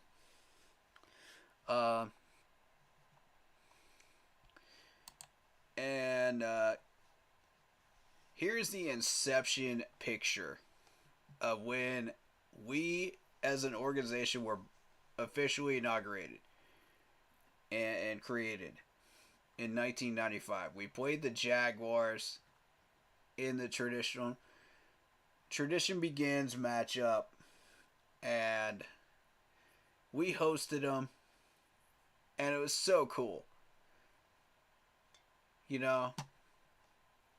Love that.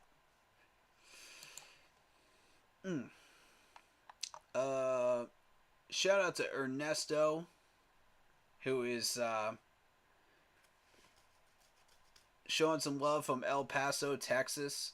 I understand Jeremy is from El Paso as well. So there you go. Much love to both of them. I know Jeremy's not much of a huge Panthers fan, but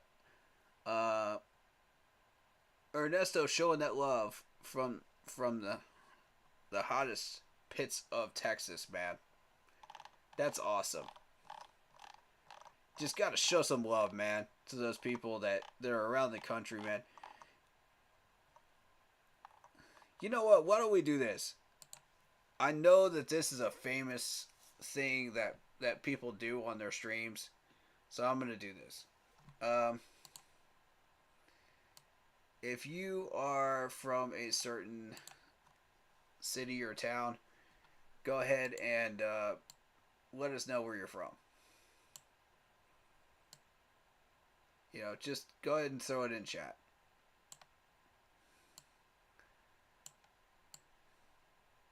If you want to shout out your hometown, if you want to show some love to your hometown, I love it. I support it.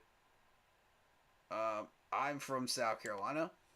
I'm not going to say exactly where in South Carolina, but I will shout out South Carolina. More specifically, upstate South Carolina, because I did say that in a previous stream. So upstate South Carolina. I'm not going to tell you specifically where in that area, because I don't want people coming up and harassing me, while working and stuff like that. But if I happen to run into you while I'm working and you want to say hi, come on, go ahead. I encourage it, but just recognize that I do have stuff to do.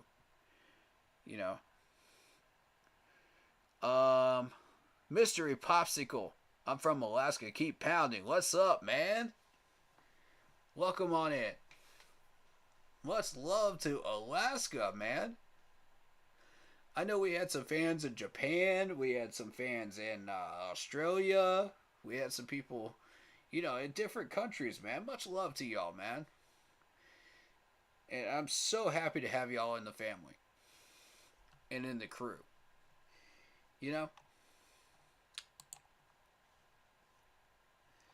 So,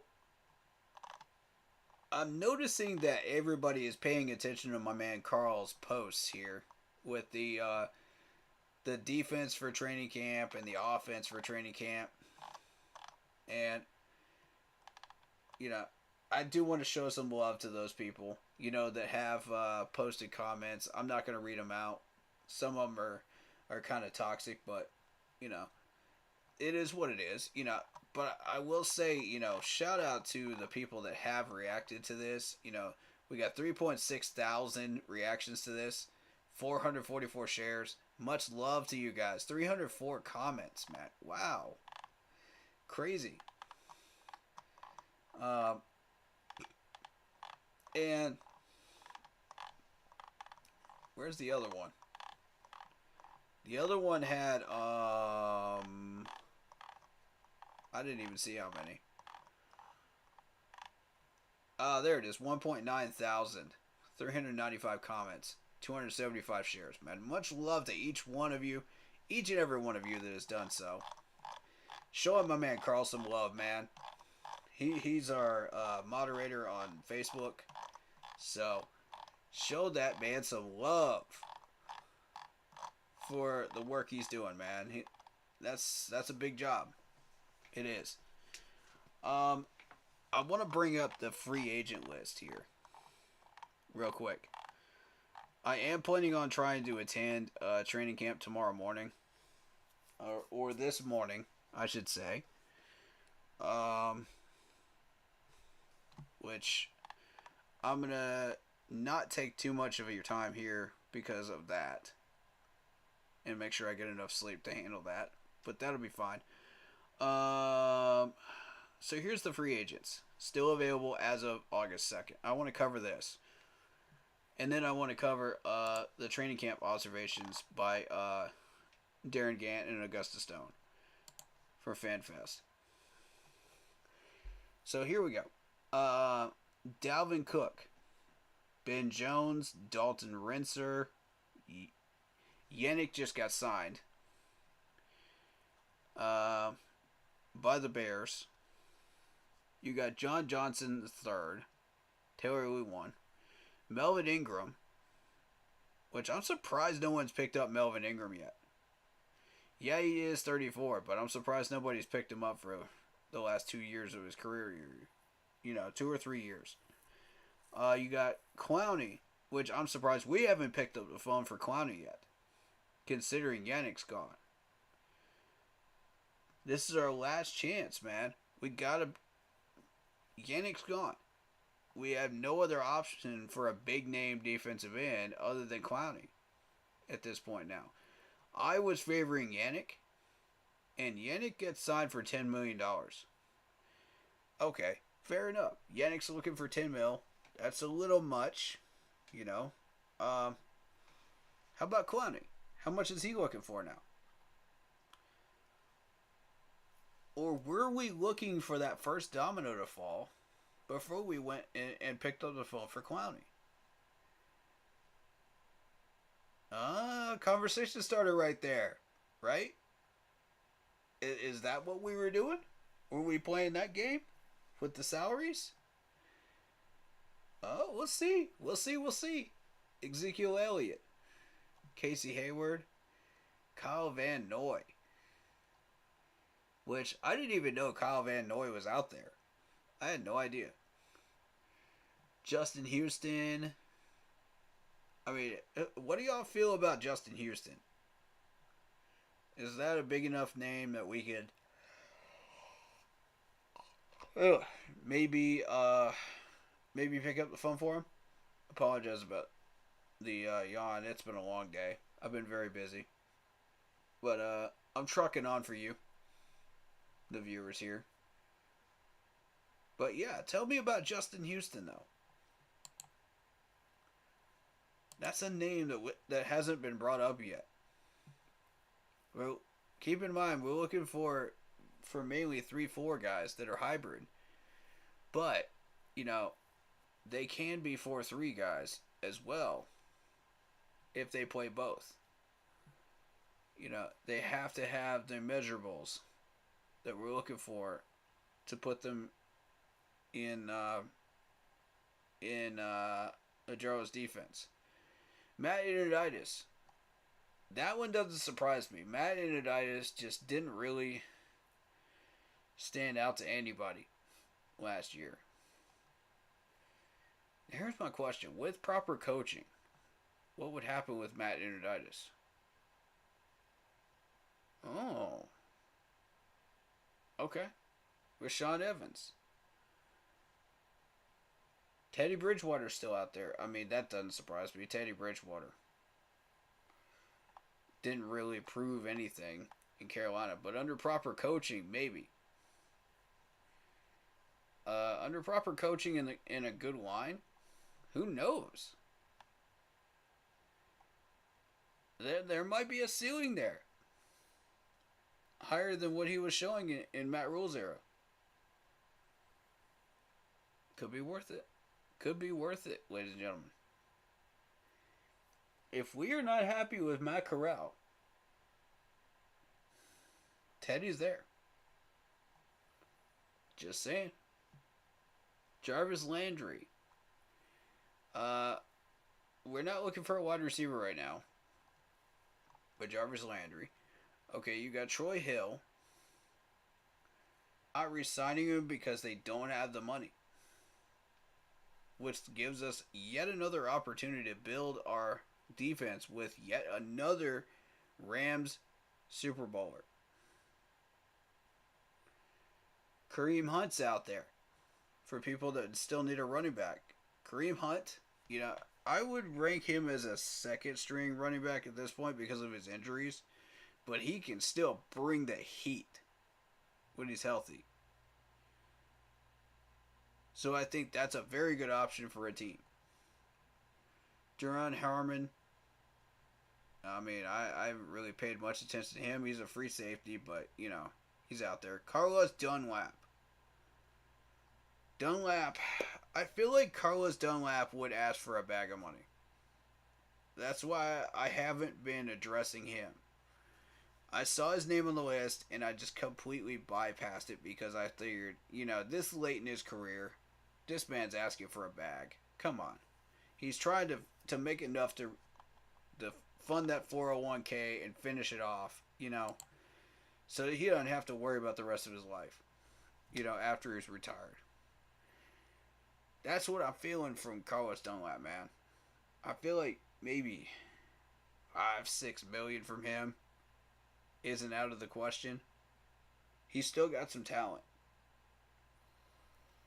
And I know his agent is probably thinking, okay, we'll take whatever comes along. We'll take it in stride. We'll take a look at it. 2 to 3 million, maybe. You know. And I'm sitting there going, okay, if a team is willing to offer 5 mil, definitely jump on it.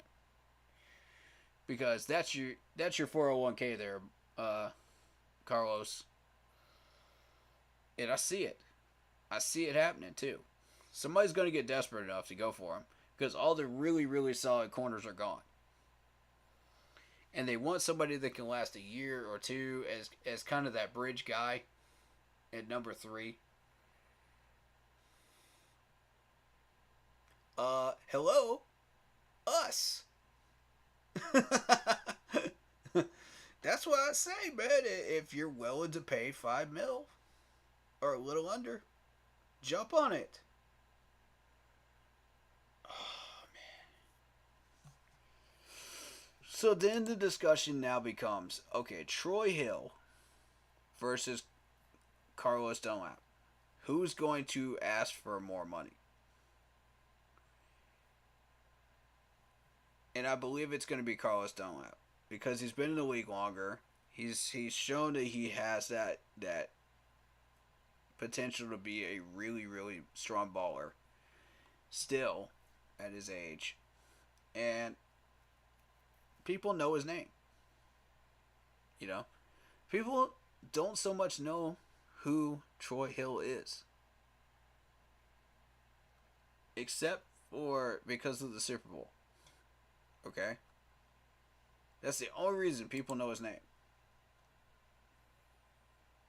Alright, so that being said, do you jump on one of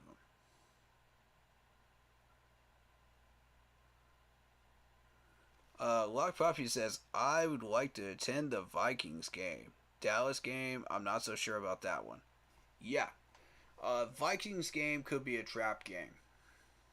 And I'm saying that because they still have a few weapons that are left over from that era of the Vikings team up there. When Kirk Cousins was really balling out with these boys for about 2 years. There's still a few leftover weapons, you know, that we got to worry about. But if we game plan well enough, we should be fine. If we come off like three wins and we get too overconfident in ourselves and we go into Minnesota, that's not a good thing. Overconfidence is not a good thing.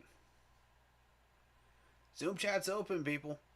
Link is in the pin chat if you want to jump in and say hi and talk about us.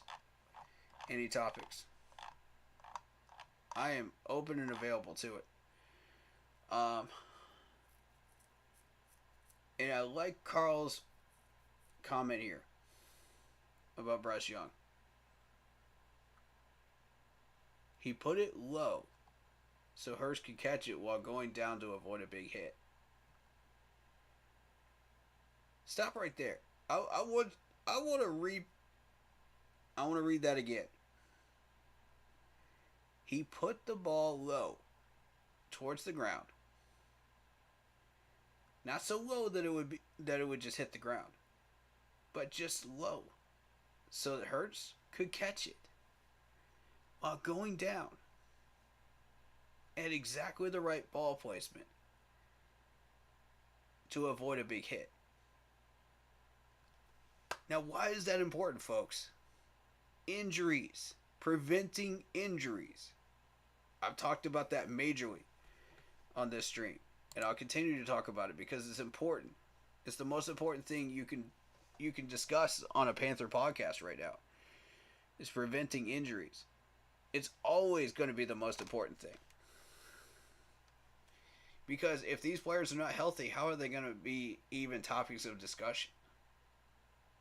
Of making plays or not making plays. If they're not even on the field. And they're on the IR list.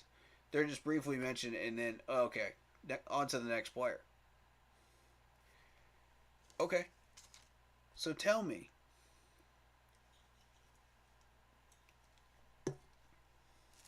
Why is this important? It prevents injuries. Critical. Critical point right there. Shout out to Carl for that comment right there on the Facebook page. Love that comment. You know what? You getting a heart. You getting a heart for that. Love that. And if you're wondering what I'm referring to and you're new to this content right here, I'll show it one more time. Watch this release. You blink, you miss it. I'm telling you, folks. God, it's so beautiful to watch. I could watch that 100 times over and never get tired of it. What an arm, dude. What a release time. What?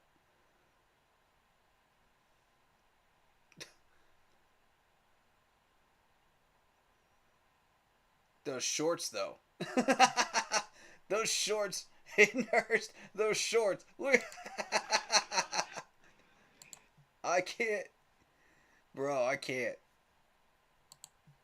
You gotta do what you gotta do to stay cool, though. But these shorts. Can we just take a second and appreciate this? Bruh.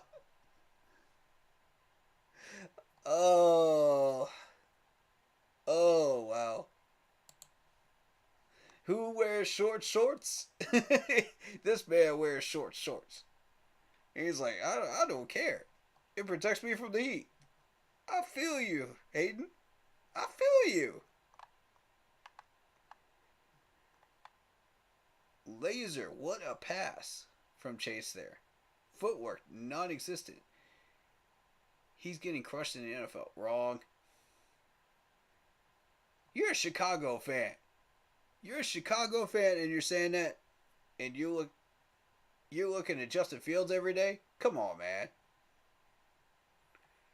Don't talk to me about footwork. When Justin Fields has that terrible footwork up in Chicago. Come on, man. This bug is his left tackle a colonoscopy. Ooh. Oh. Oh. No line. And look how that ball was. Can we please, for the love of God, put that tape of Bryce with 11 on 11 pads with players allowing to make real sacks and can bat the balls down. They haven't been batting the balls down. That's the thing. I've been watching this dude 11 on 11s.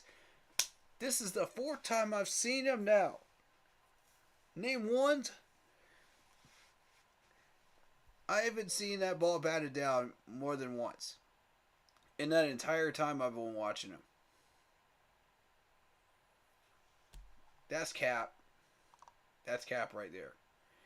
And that's what everybody's main concern is, oh, he's too short, the ball will get batted down.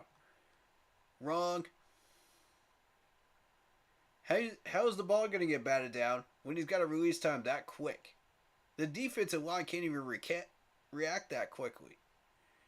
You know, to try to knock that ball down. There's only one person that probably could. Maybe two on that D-line. And that's Derek Brown and Brian Burns. And we all know that they've got the skill to do it. The rest of these guys, no. The only reason I say those two is because they've been doing it for a few years now. But the rest of these guys cannot do it. He's too quick. They can't react quick enough. By the time they get into their push good and get their feet moving and motoring forward, that ball's already out. It's already out. You saw it in that point. Man, we got excited about this. Well, also, really? Okay. My Lord. There you go. Whew. That was nice. OMG. I love these reactions. These are beautiful. On target. Y'all are sleeping on this man. I'm telling you. Keep sleeping on him. Oh, God. He's literally standing there. Okay. Okay. How about Matt Ryan, though? How many sacks did this man get when he had a good, clean pocket in 2016? How much did you see him standing back there and completing these short passes? Okay. But I digress. And he still put up monster numbers. But okay. We'll continue to overlook that. 2 fans in the stands followed me. Appreciate you guys. Much love. Love that. Alright. I saw Matt Cata at Fan Day yesterday. And I saw somebody near my section with a big Panther hat on. Y'all have seen them. Those things are awesome. Alright, camp observations. Let's get into it. Bryce Young threw the interception, but Frank Wright admitted it was all his fault. Alright, let's stop right there. Before we even go any further. Bryce Young threw the interception, but Coach Wright admitted it was all his fault. Why? He didn't throw that pass. Bryce did. So why? Okay, let's find out. This is an interesting start to this article.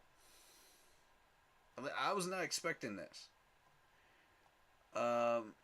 Panthers head coach said the late pick by his rookie was in case of him putting Young in a bad spot and a function of their experimentation as an offense as they develop.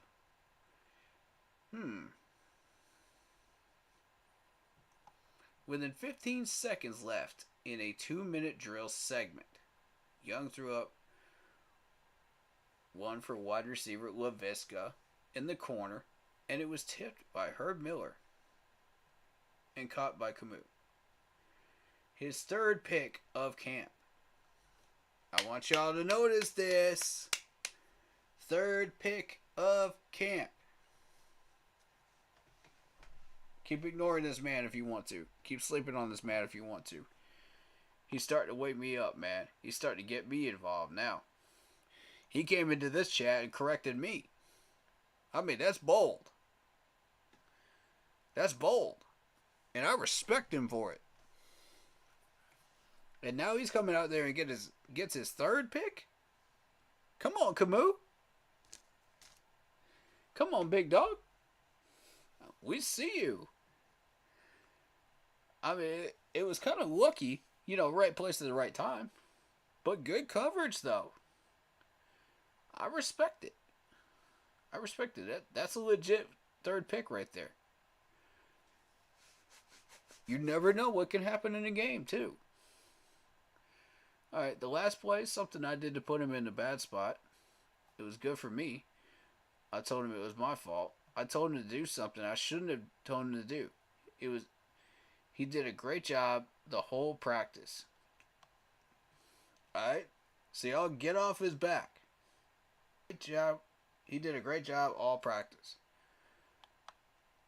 Get off his back, man. Asked if he could expand on that, right? Laughed and said, not really. I will on a Sunday during regular season. Ooh. But then he expanded on it. You get into these situations at the end. You got 15 seconds left. So what do you want to do? You want to take a shot in the end zone? That's what the defense is going to do. So sometimes you take your medicine, kick the field goal with 15 seconds to go, and then you have to kick off. In this situation, what you find is, And I feel like we're in mid-season form. This is good stuff. Sometimes you want to see that if the defense is going to screw it up. I wanted to see what our defense was going to do. So let's just go out there and run it 4 events and just see if the defense runs the wrong coverage. And then we can throw it away. And they got a pretty good rush. And I put them in a hard position. So we all learned from it. Good, man. Good. I like seeing Frank take these chances like this. You know, in practices. That tells me, okay, Frank is really trying to push these guys. And show them what a regular season situation might look like. Alright. And I also have to eat a little bit of crow here. Because I've said a few times now that this training camp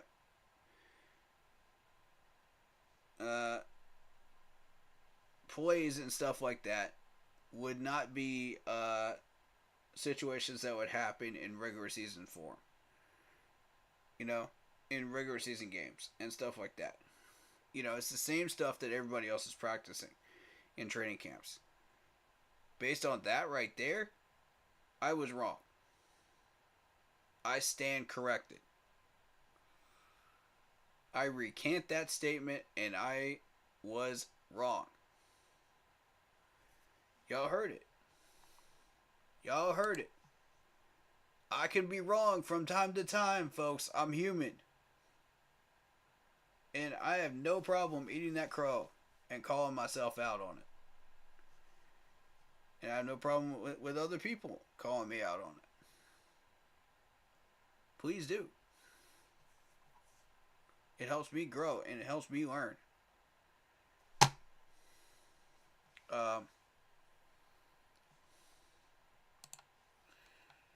As a YouTuber and as a person. Alright, so. Wright said the quarterback coach Josh McCown immediately talked about being glad to learn this lesson now. It is good for us, though, especially for me as a play caller.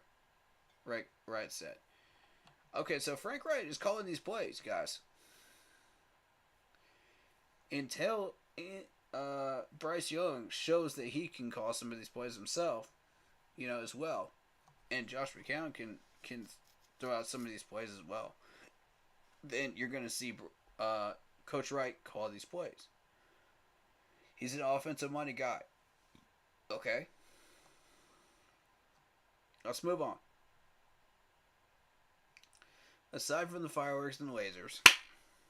Sorry, I've been trying to kill that gnat for the longest. He's a nuisance. Anyway, there was a clear highlight during Wright's press conference. He was discussing the role for Gregor Hill on defense based on his recent play making and said it doesn't have to be traditional.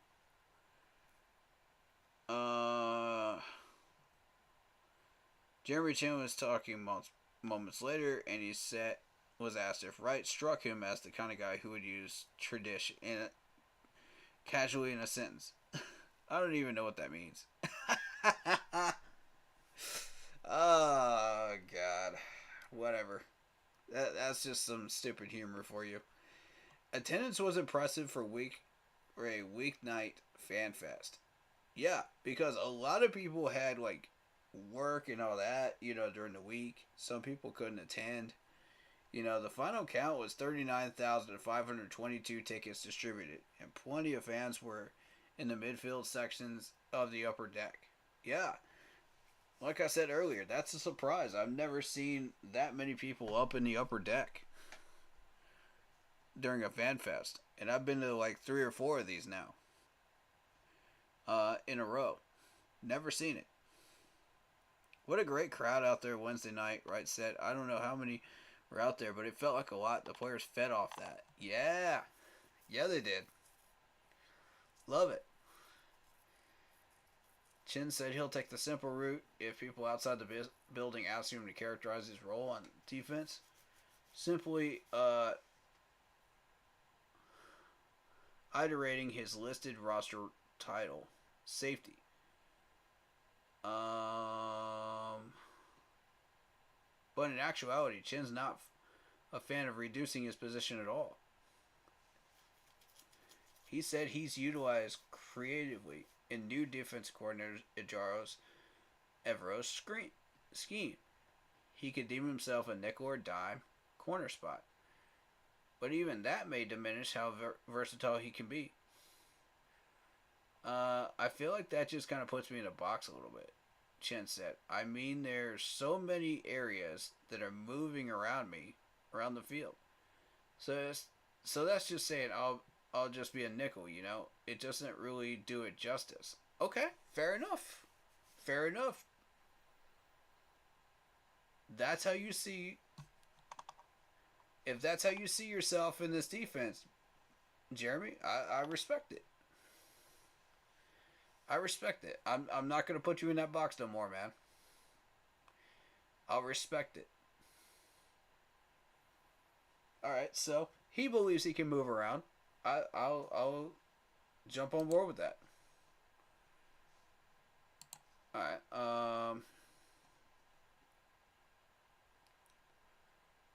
short version is he's going to be closer to the line of scrimmage with a couple of veteran safeties, Xavier Woods and Von Bell, in patrol in the deep middle.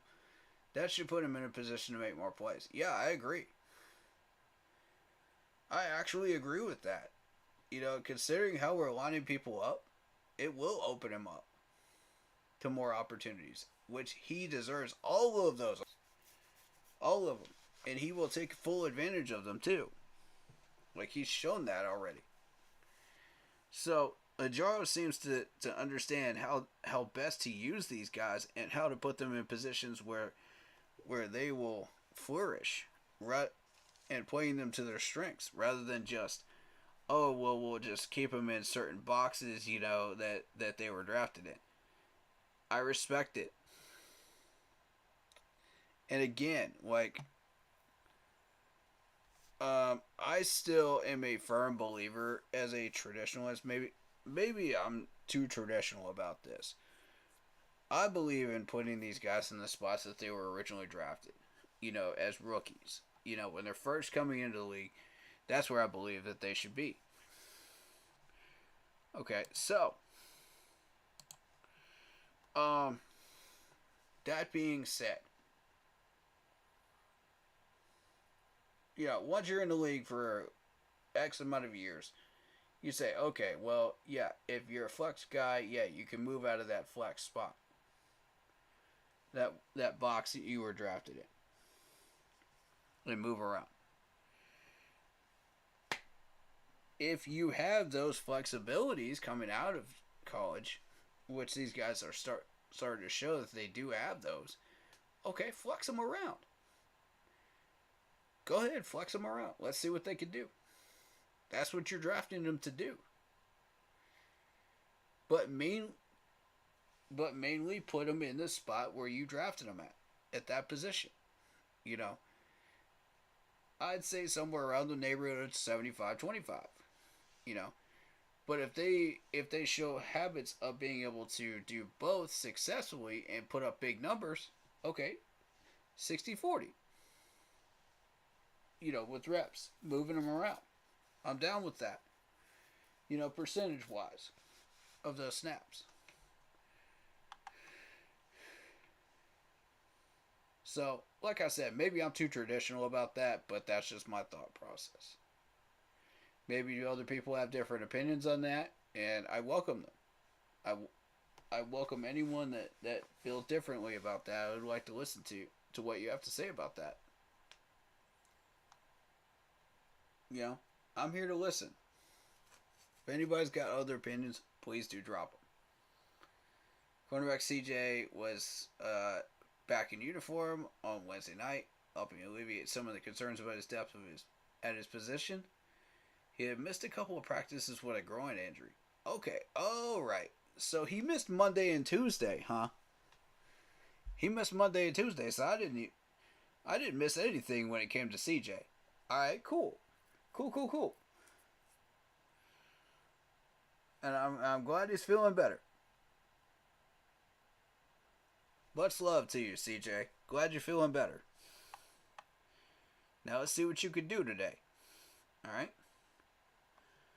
Undrafted rookie Rajon Wright has also been missing from the practices. With Henderson back on the field, starters J.C. Horn and Dante Jackson returning to some very close to full participation. That's a very big deal. Cameron Peoples also was back after missing a couple of practices after experiencing heat-related symptoms in Spartanburg. Oh boy, it's begun already. I told you that heat was no joke in Spartanburg. Look at that. Oh boy. Cameron Peoples couldn't handle it, man. Glad he's back though. You gotta listen to those conditioning coaches, man. You gotta listen to those guys. When they tell you to hydrate, hydrate. When they tell you to do certain things, do them. They're not there just for the fun of it. You know, they're not there to be ignored as coaches. If you don't want to follow their advice, you don't have to, but I would strongly advise that you do. Because that heat is not a joke. You want a proof of it? There you go.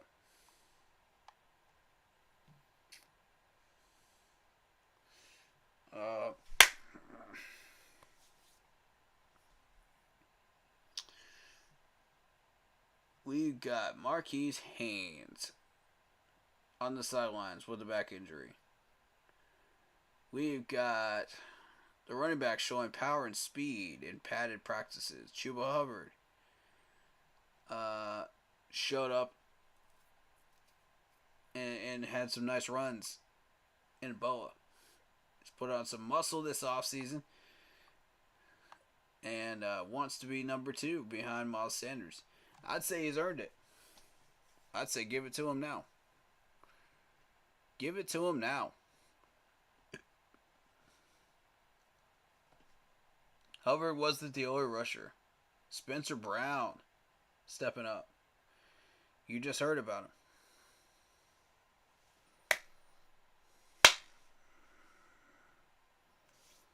Did I finally get him? Oh well. He was a practice squad running back for much of 2022 and in the room with Raheem Blackshear and Peoples. Brown's making his own noise.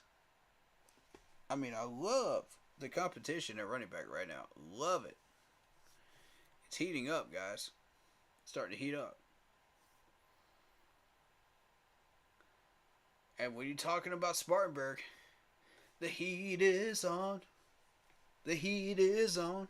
Come on, guys. Y'all know the song. Come on. While many FanFest practices have conducted in shorts and shells, they went in full pads on Wednesday night. The second time during the training camp, since training camp they've done so. That meant fun in lineman one-on-ones. Yes, it did. While it's easy to get caught watching edge rushers try to use speed, it was interesting to see center Bradley Bozeman and nose tackle Marquan McCall going at it. Yeah. Blitz was just mentioning those two. McCall's got a burst, more burst than a man of his girth should, and probably call it short area quickness because he isn't going far. Matched up well against powerful center like Bozeman. Neither one of them was going very far.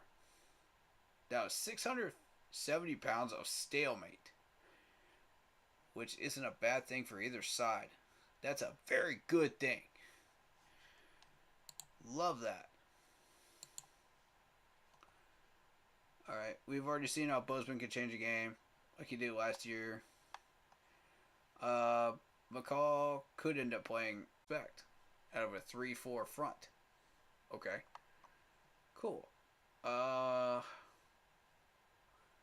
Total of 24 former players were on hand for the festivities and a nice greeting from fans while being introduced to the game. Legends to appear on Wednesday included Al Wallace, Charles Johnson, Ryan Robinson, Richard Huntley, Luther Brockton, Rice Lloyd, Omar Gaither, Curtis Delach, Charlton Bailey, Don Salsa, KK Short. I love KK Short, man. Quentin Teal, Mike Tolbert, the Toldozer showed up. Hey, the Toldozer, man. Last I heard, you were in Washington with Ron Rivera. What happened there? Is he still on that roster with Ron? Dwight Stone, Captain Mutterland. Ooh, Captain Mutterland in the house. Dwan Edwards, Mark Rodenhauser, Mike Rucker, Leonard Wheeler, Nate Staley, James Anderson, Chris Gamble, Hiley Taylor, and Trey Boston. And I also noticed Steve Smith. The legend, the GOAT, Steve Smith, in the house on Wednesday. Why didn't you put his name on that list? Come on, man. How are you going to do Steve like that?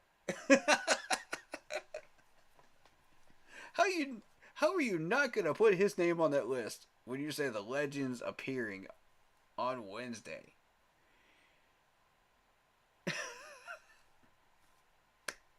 Really?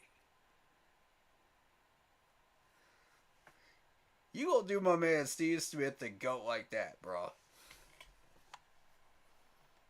Ouch.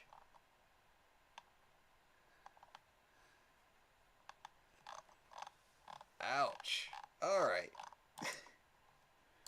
But yeah, we learned a lot on Saturday, man. We did. This is quite the crew that we got built here. And still to build. My expectations for day 7 of training camp. This is officially day 7 coming up. I expect these boys to be hitting hard on defense, not letting up on the D-line. I expect the corners to be battling. Now that we've seen Keith Taylor and CJ battling each other, with plays, now I expect to see it in training camp, day 7. Show it to me again. I expect to see Andy Dalton get out of his comfort zone and start throwing some passes deep. I expect to see the running backs continue their reign of chaos. Because that's exactly what it is. It's a reign of chaos. Our O-line is clearly showing that they can block. Run block. Better than they can pass block. That's clearly what they've shown versus this defensive line. Now, that's not a slight, against the O-line. But what I need to see a little bit more of is pass blocking. Can you get that done? Okay. Show it to me.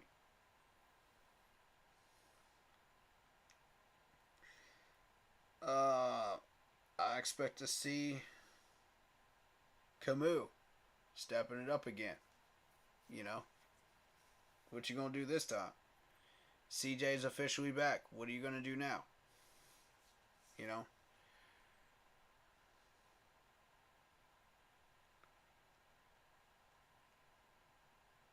And I need to see how Deontay Brown is going to react to this pressure. Back in pads, 95-degree heat again. What you going to do? How are you going to react? We'll see.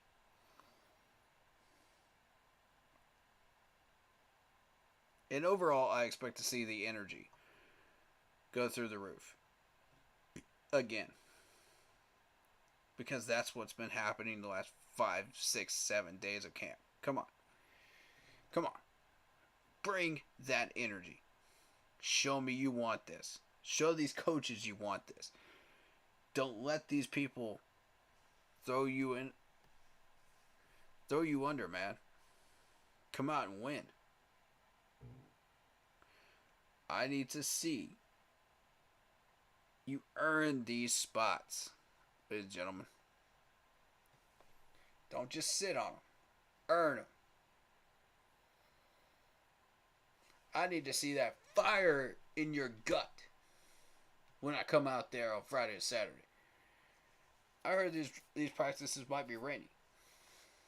Alright. Now we're going to see what you guys can do in rainy weather. In wet weather.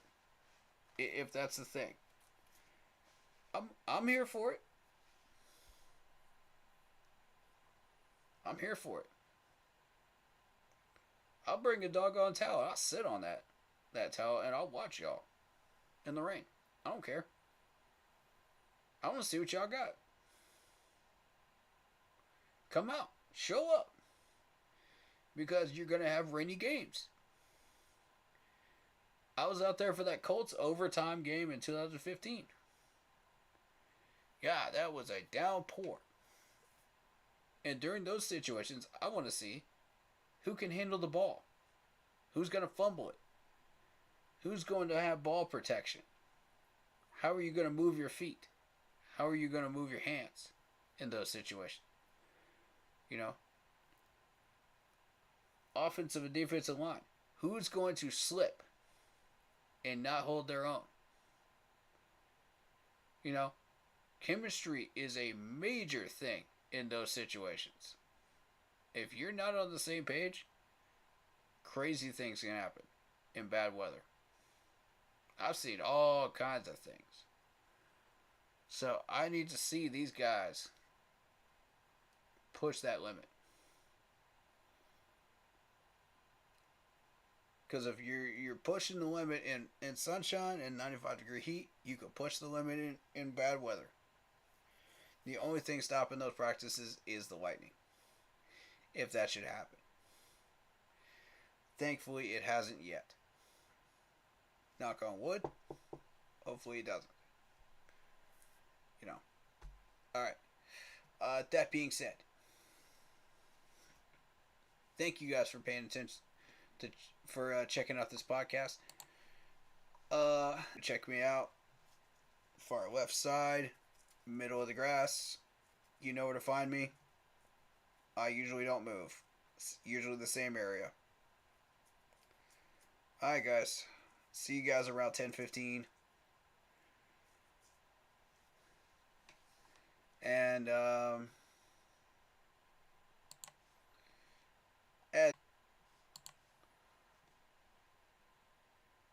shout out to Lock Poppy, Mystery Popsicle, Harvey, James Childers, let's see, Richard, and anybody else that was coming by and checking out the channel. Kathy Baker as well. Shout out to you. We'll be doing this again tomorrow night. Be looking for us after probably 11 o'clock tomorrow night. You know, on the way up there and on the way back. Also, if you guys haven't seen the article about Cody in the Charlotte Observer from the C3, go check that out. Love that article. Great article, man. I'll be posting that later on to show love to Cody. And all the members of the C3 podcast, man. Much love to you guys, especially Panthers Pickle as well. You know, love these guys, man. They're just fantastic people. Panthers Black Hat podcast. 2 fans in the stands. Again, gotta shout you guys out. Gotta shout out Monster, Subs, and Grubs. and soy steamers. Of course. Go get yourself some food, man. When you come out for training camp, make sure you get your water, your suntan lotion. Those are 2 essentials that you're going to have in order to survive the day. The few hours that you're out there. And if you want to buy PSL tickets for the Carolina Panthers, $13 a month. There you go. Limited time offer. They're doing a vault experience as well. Oh,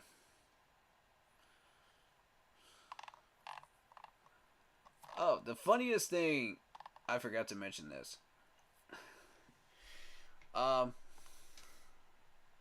Andy Dalton was wearing one big long black sock, and the other one was a short sock. So we're all sitting there just going, what is going on with Andy Dalton's socks? Like, David originally thought this was a brace on his leg. Okay, so we're all thinking, okay, he's wearing a brace. Cool. You know, what's going on there? You know, let's find out. And then when he got closer to our end of the field, it was a black sock on his leg. So it's this big, long, black sock on one leg. And we're all just going, okay. Superstition, what? You know, I know some of y'all do. For me, it's the hat. It's always the hat. I always have the hat on. I just feel like it just brings a different energy. You know, when I've got the Keep Pounding hat on. You know? I don't know what it is, but it just brings a different energy. And that's my tradition. But this black sock, we just couldn't take our eyes off of it the entire fan day. You know, while we were watching him. Until he started throwing the ball. Then we started watching his throwing motion. But, you know, while he was not throwing it, and there was nothing else going on, it was just Andy's black sock. I was just like, I can't take my eyes off this black sock. So, we're all just going, okay, did he lose it in the laundry this morning? You know, we started making jokes at that point. It was just one big joke at that point. Love you, Andy, but I gotta do this, man.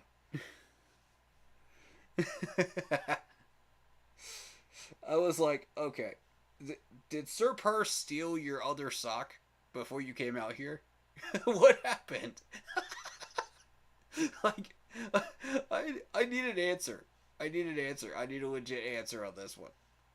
It was bugging me for like 10 minutes.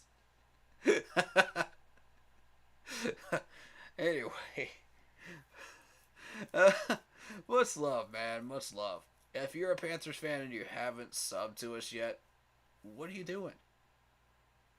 You've watched this stream the whole way through. What are you doing? And you haven't liked or followed?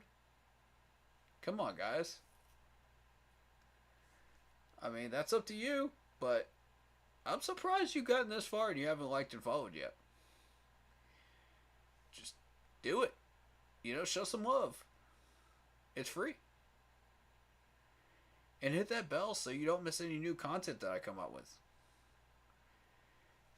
We have reached the 4:30 limit. Alright, guys. Much love to you guys. Let's get out of here.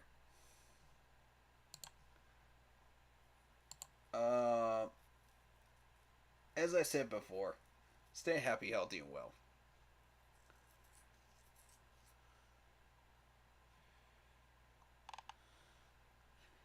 And let these guys ball out, man. Let them ball out. Let them do what they do.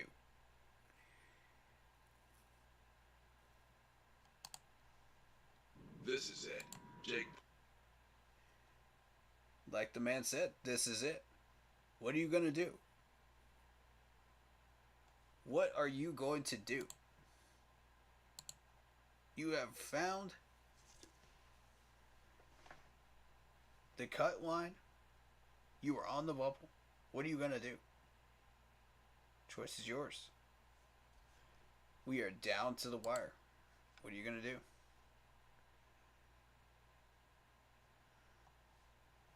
Let's go.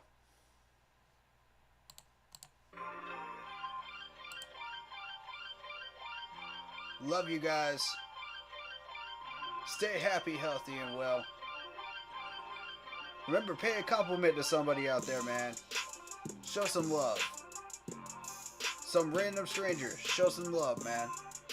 That's my challenge to everybody today. Let's go. Let's make this world a better place.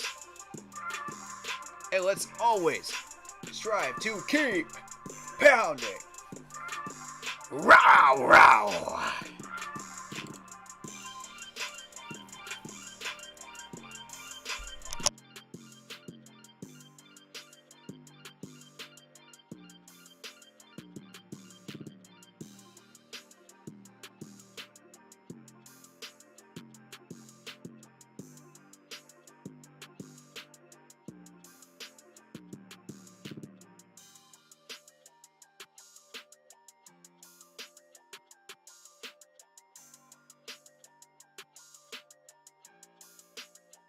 Also, shout out to DJ Chark for making those big plays. Appreciate you, big man. Love you. Let's go. Keep pounding, baby.